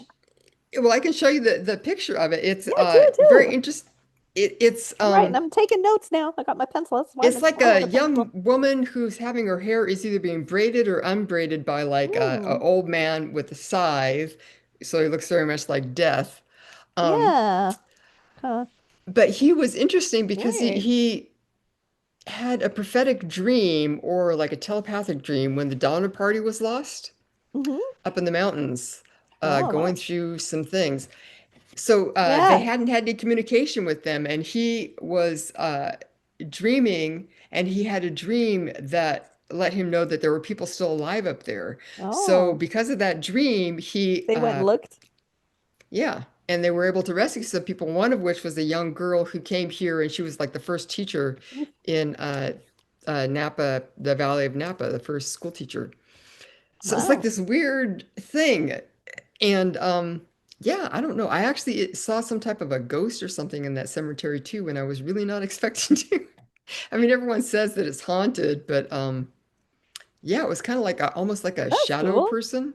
Oh, Yeah, wow. it was more like you know how like Etch a Sketch is like the magnets kind of Yeah, yeah. formed like it had that type of a feeling. It was like a human Hmm. figure, just like 1.5 strides, and then just Etch a sketch, man. Wow. kind of like 3D soot in it was like the weird because it was kind of like a shadow person, but it wasn't like shadow. It was like it felt like there was ash or Substance. something in the air. I don't know. Wow. That's But cool. yeah, yeah, so Yeah, I don't that's know. People wild. say that they see a lot of orbs there and stuff, but yeah, that's a pretty interesting cemetery, and I think that they have some that it You're gonna have used to to get me that be picture, the Masonic thing. I'm all curious. Although anytime I give a yeah, I'll see talk if and I I can say something about something Masonic, you know, Miss Masons are real quick to, they'll either come up to me afterwards, yeah, that was spot on. One will say, and another will be like, I never saw that. You're wrong. I'm like, ah, so Well, one of my I, loves of cemeteries came is because when I was living in Oakland, I actually lived across the street from the Masonic Hall there on Broadway in Oakland. And I had a oh, very dear friend who was Duncan Lee. I was in my mid 20s. He was in his early 90s. oh, Um, wow. yeah, and so we like to go, we went a lot of places, but we did like to go up to to Mountain View Cemetery together and walk around and visit some of the monuments and How stuff. fun. Yeah, I was real lucky. I'm trying to find this picture for you. I I have tried 8 to million. infiltrate the Masons when I was a kid. I was a rainbow girl. Oh, there And you go. I There you would Yeah. go. go to I'd go to the Rainbow Girl meetings, and then I'd be like, I have to use the bathroom. And then I'd go running around. I'd be trying all these doorknobs. I was like, I'm gonna find some secret thing or whatever, but I never did. Not Not for lack of yet. trying. Not for lack of trying. I Sounds like did it. you're like a real life Nancy Drew in some Oh ways, you know? yeah, I was very You go. inspired by her, indeed. That's Okay, so here's fantastic. I'm gonna send, I think, both of you the mm, mm, mm, mm, mm, uh This is primo podcasting right now. Is stuff looking yeah, at things everyone's around gonna their be phone. Okay. fascinated. Okay. Oh, everybody, look at this. It's some I'll send you intermission this. music, you know. One Yeah, thing like the Jeopardy what's I that? love Like a Jeopardy or hearing, whatever with the yeah, do do do Oh, do that one's do do exactly, copyrighted. We'll thank get do. in you. trouble for Uh, that. Yeah, so oh yeah, oops. So I sent this to you guys Okay, thank you. Okay, I'll be in digging into that Messenger. later. Thank you. I will look at. I turned off uh, Messenger because I was trying to be good. I tried to yeah, turn off everything you buzz and beep, but then you never know. Probably The my. yeah, strange thing is that in the town of Mendocino, the same tableau was made in sculpture, and that's like larger than life Huh. size. It's like Okay, on so there's top of this, a like broken a maiden, column and then the for old man and the mm, scythe. There's yeah. Are those real an birds hourglass. sitting on them? Yeah, those are Oh, actual okay. ravens, I think, out on there. Pretty cool. Oh, that's But interesting. Wow, you yeah, made it me was very supposedly curious. carved by what? A Oh, I guy who didn't was know a that. mason and a bachelor. Yeah, it's very enigmatic. And then this one in Yeah. Mendocino is so Oh, life cut distinctive in the short. I town. don't know what the lady would be. You know, it was weird to me when I went to Jerusalem. I saw like this little tile that was the Masonic, um, the Masonic emblem, the compass and the square. square. Geez, I couldn't say Yeah, it. Yeah, the compass with the Yeah, the G. compass and square. And then I was like, oh, well, in the G. And I was like, wow, that's weird. And I went, no, it's not Solomon's temple. Duh. I'm in There you right. Jerusalem. go. Yeah. Hello. But it was just, you have sometimes, do you ever have this happen where there is you know, the New York City in your head from like the mafia movie you saw. Then there's the New York City in your head from the romance, the rom-com you saw. And then there's the New York City in your head. And you realize they're like three different New York cities. And then you go there and you're like, oh, they're so different. They're such different takes, but it is all the same place. And Right. that's how it felt in Jerusalem. I was like, oh, yeah, wait, of course they have, but the history, but I just didn't connect the dots. And yeah, it's one of those fun things. Mm, yeah. Yeah. Yeah. No, Uh, exactly. Yeah, that's part of the beauty of travel too, especially um It when keeps it's me something awake, place you've heard about. like mentally Yeah. awake. I love how travel just me. And then when you come home and your own house feels all foreign for a while, so then that's really fun too. Yeah. yeah, and I feel like cities and like large population centers have that too, where it's like you take a turn around a corner and it's like a different world all of a sudden. Oh And yeah. Yeah. all the neighborhoods are different and everything. I mean, New Yeah. York's a great example because they got all the boroughs, and Hmm. every borough that you go to has a totally different feel, you know. So Yeah, it is. Yeah. It's very compressed. Not right, like places, you get the farther west you go and the more, for the most part, things are spread out. yeah, So yeah. Yeah. before I you mean, get that even different flavor. my hometown in Worcester is like different neighborhoods. Just they feel like a different place, but it all feels very Worcester. So Oh, Yeah. different I haven't ways been of to looking at Worcester. it, you know. Yeah. Yeah, not many people have. We get overlooked quite a bit here, but Oh, maybe that's a good thing. I don't know. well, if you ever come here, I'll buy you a cup of coffee. So, Oh, right. Okay. I will. I will let you know if I'm ever in the Worcester area. but Okay, you know from my book that I take people up on these offers. So, no, I know. It's Yeah, true. so I'm throwing it out there. all Um, right. well, because New England does have a lot of good historic stuff. You did have a Oh, chapter yeah. when you went to Boston, but yeah, I mean we've we've got a lot. And then I sent you a picture of a vampire grave. I guess a couple other people had already done that Oh recently. yeah, I mean that one has popped up before, but like in that week, like our next door neighbor was telling me about that. She couldn't remember the name of it, and then you popped up with that. And I'm like, oh, how funny! This is what it was, and then someone else like three times within. So I was like, oh, good grief! I better look into this story. I didn't have time then to really look into it, but yeah, I'm like, oh my gosh! If Mhm. I figure if something keeps popping up, I need to look Yeah, into yeah, it. it's a vampire grave in Rhode Island, and I it's like think we she have a had, couple of those. There's a lot of yeah. vampires in New England. That's trippy. I tried to find verified witches graves in Texas because this is one thing that drives me nuts is at least once a year I get someone will send me a picture of a pentagram that they saw on the headstone, and like my favorite subject line once it just said, help, was grandma a witch? That was someone emailed me, and I'm Mm, like, what? And I'm like, oh no, yet again it's the women's auxiliary for the Masons. It was the Masonic star, the hmm. for the Order of the Eastern Star. But Yeah, it freaks people out because Hollywood, and yeah, like, Mm. so I just tell people, no, it's context. Yeah, if you're watching a movie, a scary movie, and there's a pentagram on a wall, all right, like it's like shorthand, Hollywood shorthand. But if you're in a cemetery, it means she's Order of the Eastern Star. There's nothing scary about it. But it also gets them too, because in each ray of the star, sometimes it'll have the acronym FATAL, which hmm, sounds bad, Hmm. but that's fairest among 10,000, altogether lovely. Don't freak out over it, but people yeah. do. But at least once a year I get that. So I tried writing something about like and then there's this grave in Texas. There's a couple graves that people call witches' graves. But they're totally wrong. I mean, I'm all Hmm. for exciting. I love a wild, crazy story, and I was making them up about graves when I was a kid, and like I said, but luckily none of them caught on. That what happens with these witch graves is people then desecrate them, chip Yeah. things off or leave crappy stuff there, Yeah. and the family there is that are, so it's wrong. So I was writing a thing about the pentagram. Okay, where was I going with this? I actually had a whole point. I think that was it, We maybe. were talking about which graves. Oh, I which think you were grave? trying to find a Oh, legitimate one. Yeah, so then I looked. I went into newspaper.com and some other archives, and I online archives, and just looked, and I couldn't find anything, but I ended up with a little folder about zombies in Texas, zombie sightings. I'm like, what? So I haven't had time to go into that. I never found a verified witch grave. I mean, there are the whole Salem witch trial, yabba dabba do, but didn't happen. And nobody was being accused of witchcraft that I could find in Texas. But there were some yeah. people being voodoo and some sort of, I Hmm. think it was voodoo, a lot of voodoo, and maybe some zombie thing. I don't know. I have it in my little folder. I haven't even looked at it for quite a while, so I don't know. It's really hard to do research. Sometimes I'm not looking for it, then something catches your eye, like, what? Mhm. Zombie? Yeah. So yeah, yeah. So I don't really know, but yeah, that is interesting. It's not something I've found, although I do. Hmm.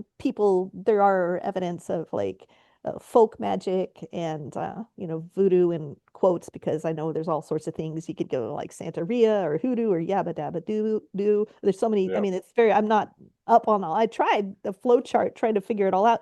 You don't really know, but I have thought one of the cemeteries here in Dallas that I really like, and they have really great gatherings. Like that's where they've got really great food at their picnics. They have a really great Dia de los Muertos, and they get things like they'll find a dead chicken there or this or that. But they found a group of teens, dressed all goth and just trying to be witchy, like sitting around at night. And I thought, that's a good group to reach out to, because everyone in it went, well, that would have been us 20 years ago, wouldn't it? Or that would have been us in our teens, Mhm. wouldn't it? Yeah. And the whole cemetery group all had empathy for them. Like, oh, it's just some teenagers wanting some spooky fun. And I thought, they're the ones who we should be cultivating to learn more about the cool cemeteries and what these different symbols mean. And because it's really interesting and the fascinating stories behind it. I just don't know. That would be an interesting how to I put together a kit, or how do you approach those kids and go, here, turn them into volunteers and make it seem fun. Yeah. I don't know, sneak up on them and they'll think you're a ghost, and That's then true. I'll yeah, put my vampire fangs in again and yeah. collect. Well, that's where you get like a self-guided tours and stuff with a lot of historic cemeteries. You just kind of have those True. type of things that are around, and I think sometimes people kind of get drawn in that way. Mhm. Yeah. But I was looking on the Mountain View Cemetery website yesterday, just thinking about our talk and everything, and I guess now they offer goth weddings Really? Oh, Yeah. in that's the cemetery, which cool. cracked me up because like in the 90s or whatever, you go over there, you see like kind Oh of like these goth guys or gals hanging around trying to, I be. want to know what sort of things they offer. Like, this is the flower arrangement we'll do. What does that entail? I just want to I find out. don't know. Well, it's associated with so how do I want to say this? It's like you have Piedmont Avenue, which is like a big main thoroughfare, and it kind of headed uphill, and then you what is it that whatever Terrace Road is right there, and then you go and for the next like block or two, it's all cemetery associated businesses. So you have like monument companies, and you have Chapel of the Chimes funerary home or funeral home, Hmm. which was designed by Julia Morgan. It's really beautiful, that kind of Spanish architecture. Um, and so that's a really big area there. So they have a lot of like chapels and everything, spaces there where I don't know if you could have services there. But then in the big cemetery, they have columbariums, memorial walls. They have, like fountains with uh, water in That's them very if we're nice. not Yeah. having a drought. Yeah. They have Well, millionaire row, which is like is kind of like a bunch of huge monuments, mausoleum. very dramatic with an incredible view. So you could have something up there be very dramatic. Your photo shoots for your engagement or whatever the heck. I wonder if Um, anyone ever they complains that someone is doing a photo shoot at their family monument or something. I mean, they're gorgeous. I don't think they should, but I don't know. Well, people. I don't know. I like the goth It would wedding be very. idea though. Yeah, I don't know. I think it would be and this is the thing that interests me about the culture, because I was looking at your workbook and it was talking about, okay, if you want to have a cemetery picnic, these are the things, nothing of which I disagree with, but it's like, this is how to be respectful and this is how to check it out and this is how to make sure you're not being an asshole. Um, and I thought, this is all great stuff, but it's like so different from how it is around here in Around where you are. cemeteries. Oh, that's funny. Yeah, Well, like especially Mountain View. I mean, it's like you say, they were first parks and it started as a park and it's continued being a park. You're going to see people out there walking their dogs or reading a Mhm. book or bird watching or doing their power walk or Yeah. talking with their business person on their I mean, it's still very much that way. So like seeing that type of activity, like someone having a wedding or something, or taking, I mean, it's like people go up there and take photographs all the time because it's like an incredible place to take photographs. Yeah. Um, so it's funny how really it started as a park and it still really is a park.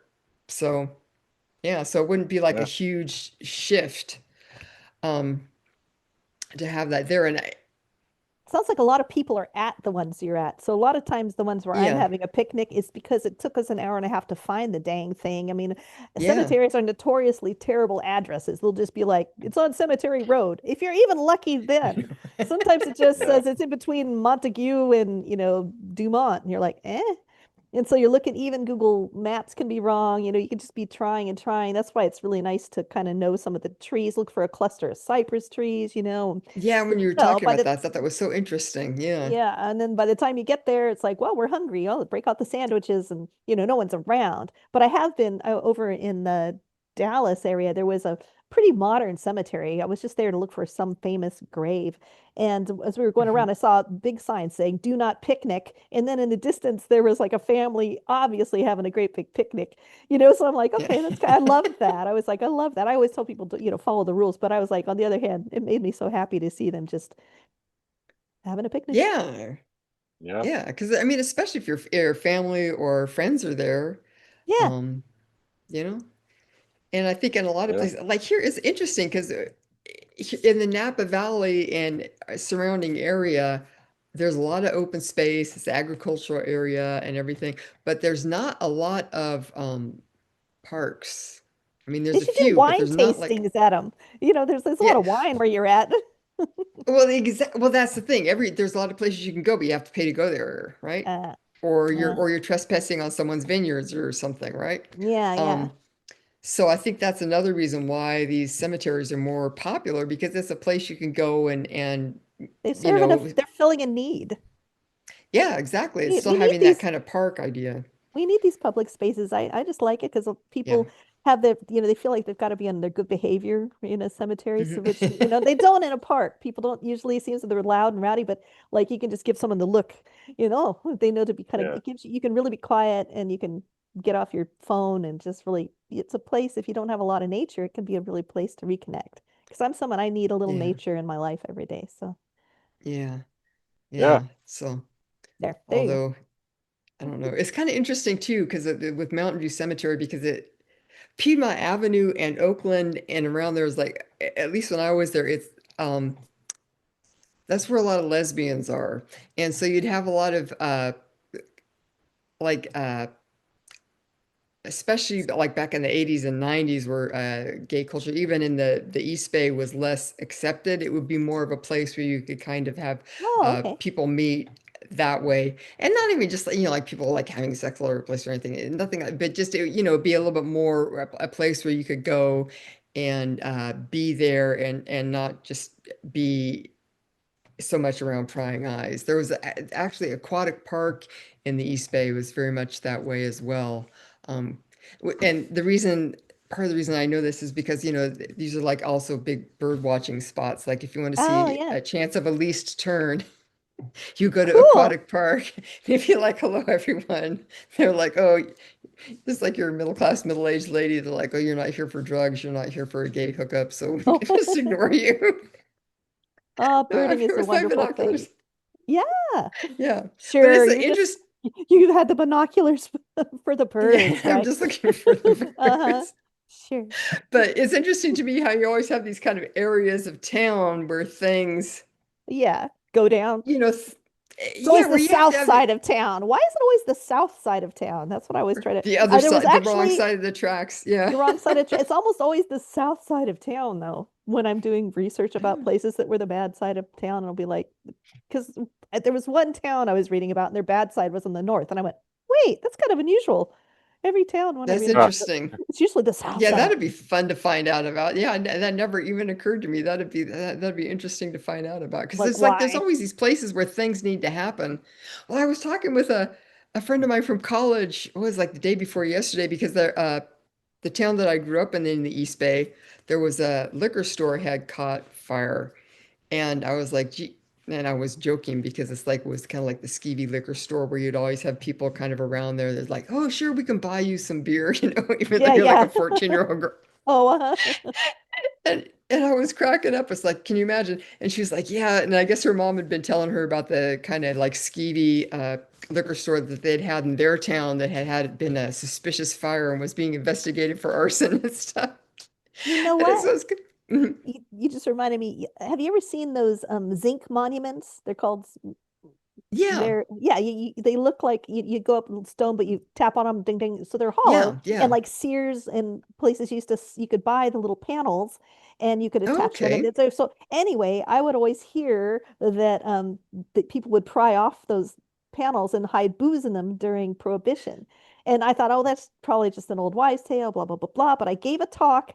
And someone came up to me afterwards, and I didn't even mention that about it. I'd showed several Zinkies, and they said, I have to tell you, when I lived in Weatherford, there was a lady, like if you, or somebody, not a lady, but there was a certain person that if you gave them money, they would leave booze inside one of those monuments. You told me which monument exactly. I'm like, I know the monument you're talking about. It does have a loose panel. I mean, I didn't take it off or anything. I Oh, tell the that's a panel was loose.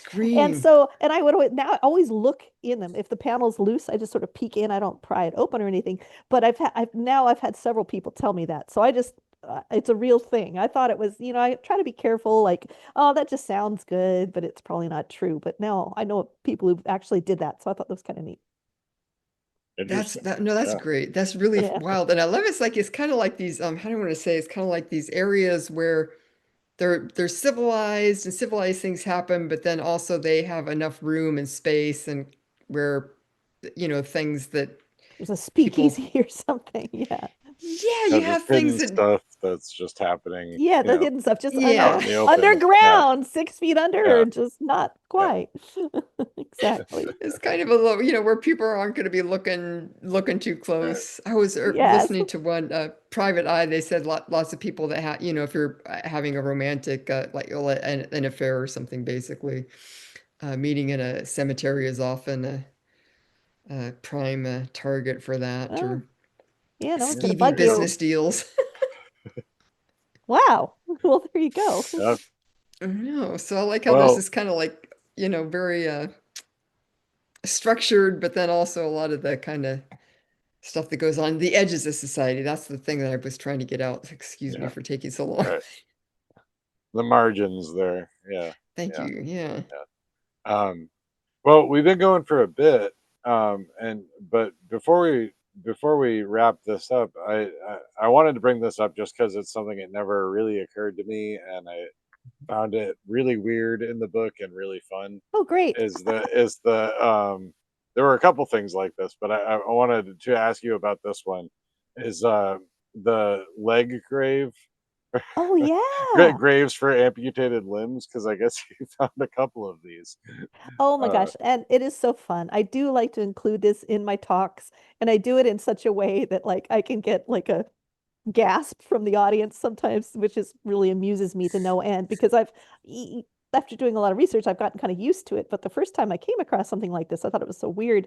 Well, there's a couple things that I thought were really weird. Like back in the day, now we all have phones. So if I went to a town 20 minutes from here and then I dropped dead, it'd be really easy to identify me. It's not 20 minutes mm, away, whatever. But like 100 years ago, if you had ridden your horse all day, were in some new town and you dropped dead, a lot of times you didn't have, or you'd taken the train, whatever. No one had ID. I mean, ID was not ubiquitous, and like you couldn't just look up their Facebook page. And so I come across these things that they would then heavily embalm a person if they were unidentified, and they'd usually put them in the window of the local furniture store because the local furniture store used to make the coffins as well. And so I have a lot of tales, not really in this book, but in other books I tell about like this one-legged hobo who got stuck in a thing. And then Don McLean, the guy who wrote American Pie, he ended up writing a song about him so that he could have a grave. It's a really fun tale, actually, the Andrew mhm, McCrew. But with people would get an arm or a leg amputated 100 years ago, 150 years ago, whatever, they would they would bury it with just as much care and put a headstone on it if they could afford it, because when resurrection came, they wanted all their Yep. parts and they thought they needed them all. And they weren't trying to be funny. People would say, oh, well, they must have been joking. I'm like, that was a serious marble monument that they paid for. Like, there's one, the leg of Stringfellow. It's really cute. His monument has his marble monument. Here lies the leg of Stringfellow. It's got this little circle and then a little leg. It's so cute. Anyway, and then there's the lost arm of F. Stewart just up in Paradise, Texas from me. And then there's a little 13-year-old boy who fell out of a pecan tree and he lost his arm and it's buried in a little box tomb.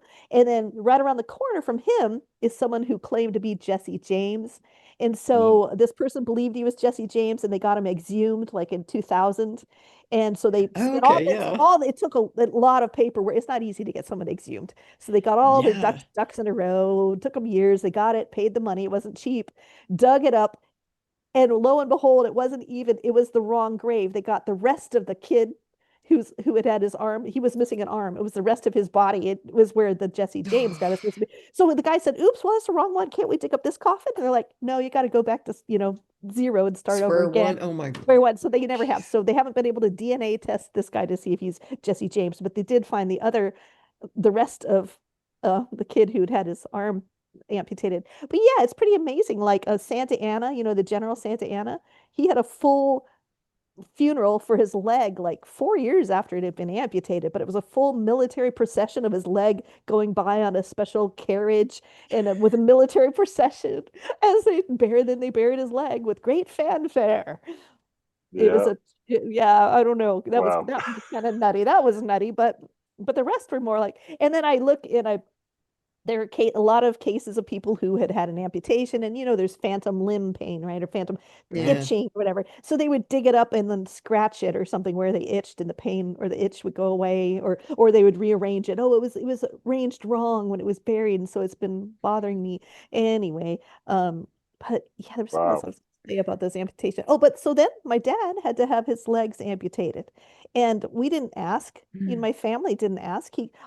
We just asked how is he doing, and like a day later, I thought, oh, isn't this weird? Like 100 years ago, we would have been like, oh, we better bury Dad's legs. What sort of monument are we going to put up? You know what I mean? If we were like Right. that belief system. No, didn't even. So then I was looking into what happens to that stuff, and yeah, But they would have had to embalm the limb, I guess, right? Or else, because you wouldn't be able to like keep it on ice back then.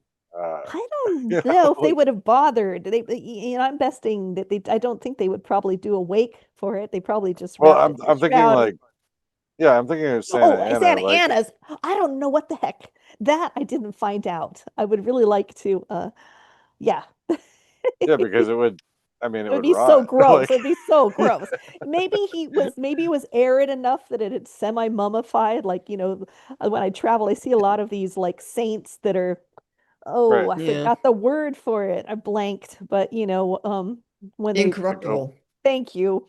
Yeah, right. one of them are incorruptible saints that you see. Yeah, Yeah, I've seen them in various, which is always yeah. I intriguing. I'm I always wonder fascinated. about war because we grew up not right next door, but the next house was Mr. Musgrove, who was a labor organizer. Actually, he'd met a lot of the governors of California and stuff. He was a very prominent steel worker, but he had like his one lower leg had been shot off in the Pacific Theater, and Oh, so he always had his prosthetic leg, and he was so natural about it. And he was so funny because, you'd come in and he'd be like, oh, putting his leg on, or you'd like look in the back of the station wagon and he'd have like one of his legs would be there with like a sock on it or something. oh gosh, But he was always in it. He very was always the casual. first person. Yeah, because he had lost his leg in a how do I want to say in an honorable way. He had no shame about it. Yeah, sure. Um, but I wonder about that, because I know that like in the Civil War, embalming became popular, right? It Because did. people wanted, yeah, Well, because of the Abraham Lincoln, transport. especially Yeah, when he had that big funeral train, Abraham Lincoln's body, yeah, that that was nationwide attention, and it was stopping, and he was embalmed. But yeah, and also they needed to transport people um varying distances home. to get them home. There wasn't Yeah, a specific, everyone kind of had their own country recipe for embalming. It was not yeah, it wasn't there was no oversight or any like this is how you do it. Mortuary science and all that hadn't quite hmm, become a thing. It is interesting to think about. There's a really good book called The Lady Undertakers of Texas that Kathy Benjamin hmm, wrote, and it's all about how it's interesting because she was curious because for so long taking care of a dead body was pretty much the female's thing to do. The dressing the yeah, body, kind of birth and death all fell under the auspices of women. But then as soon as it became a business, then it becomes a man thing and you had to be registered and learn. So like the ladies, no, you can't do this, be a midwife anymore because now you have to be a doctor and that's a dude yeah, thing.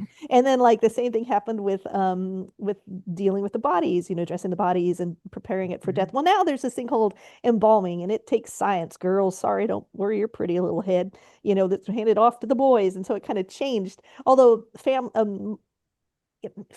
like funeral homes do tend to be family owned businesses, as do yeah, monuments. Like there aren't too many. I was thinking about this. There's a lot of, if you have a job, jobs aren't handed down the same way they were like they used to be. Like, oh, if your dad did this, you do this, and there's yeah, certain jobs still are kind of that way. Monuments still sort of tend to stick in the family.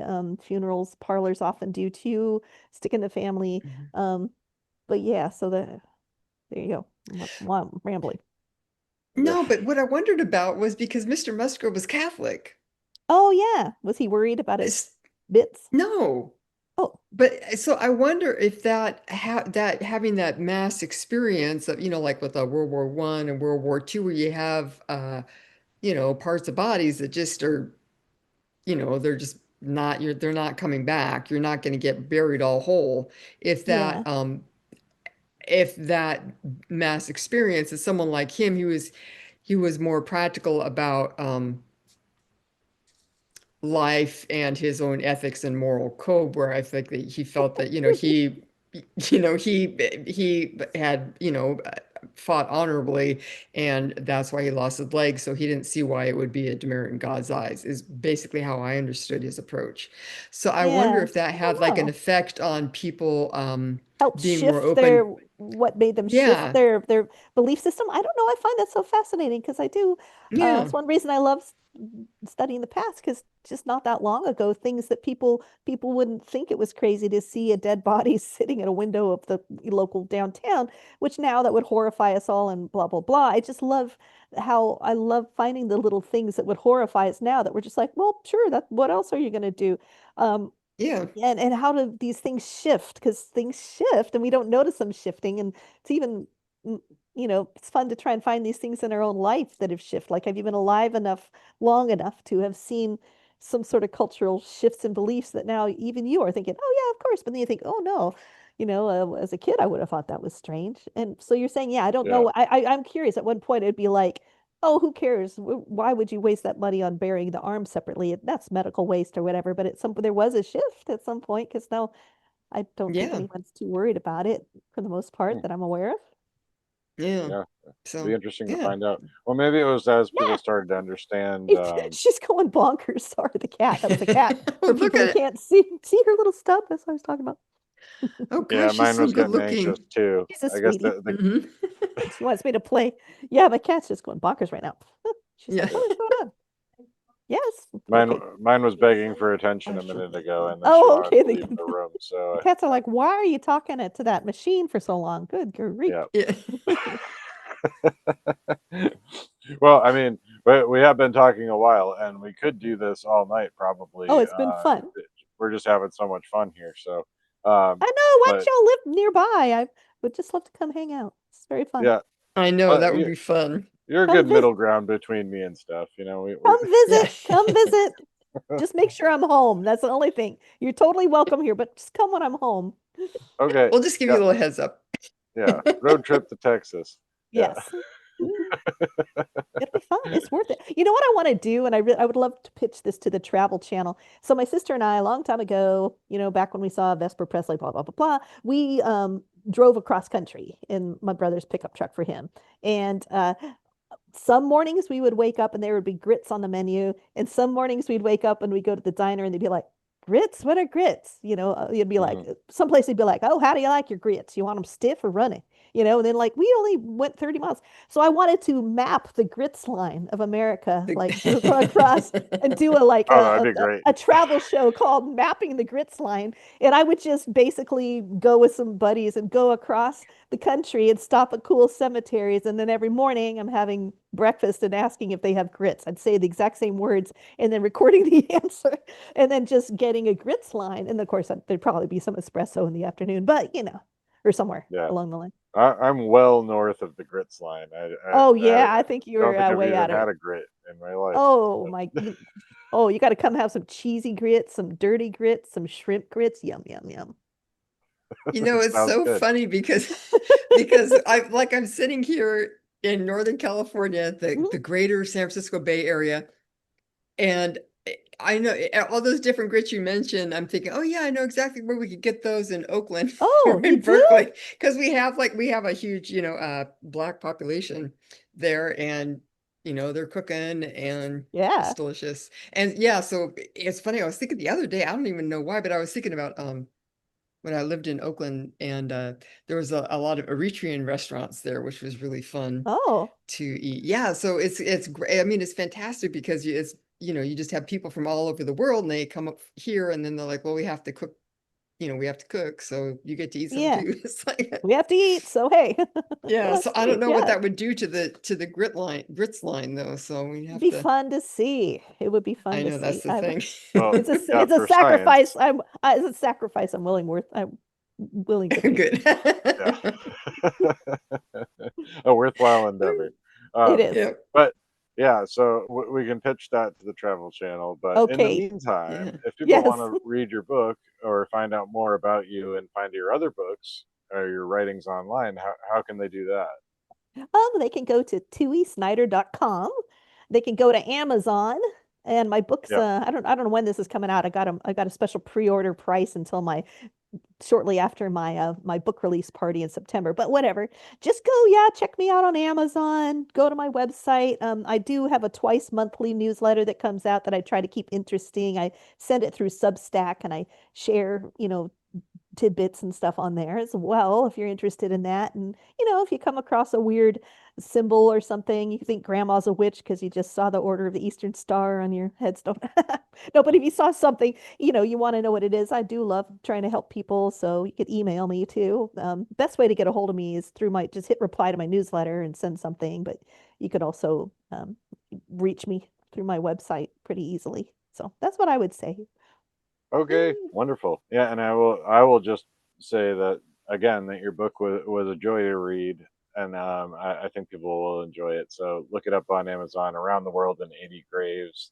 Um, it was a treat. It was a real treat to just read about all these places and people and coffee shops and Yes, traditions there's and some other. how it informed you and helped you build your presence as a writer and a personality and your character and it was all of you know now I'm losing my words. Yeah, If We you ran out like of words. it was a page cemeteries, turner. if you like I love that. travel, if you like friendship, if you like food, if you like coffee, you're gonna love this book. Yeah, That's it's all I like have to Steph say. said. It's a wholesome book about cemeteries. Yeah, Aw, Yeah, cemetery fun. Yes, yeah, indeed. I know. Don't wait for a funeral to go visit a cemetery. That's what I have to say. Go exactly. have Yes. some fun. Yes. right. Well, thank you Yes. Yep. so much for having me. This was really cool, and thanks for indulging me and having Steph join us. This was really great. Thanks so much. I've That's really just had a a blast. delight. I love being able to pick your brain and talk to you about all this stuff, and you're just so knowledgeable and just friendly and open and just really thank you. It's Yeah, really fun. Well, thank Yay. you. yeah. This is Well, great. thank you both for joining me tonight. This has been a lot. This has been as fun as I imagined it would be. So, Yay, same here. Ooh, yeah. Yay. all right. That was great.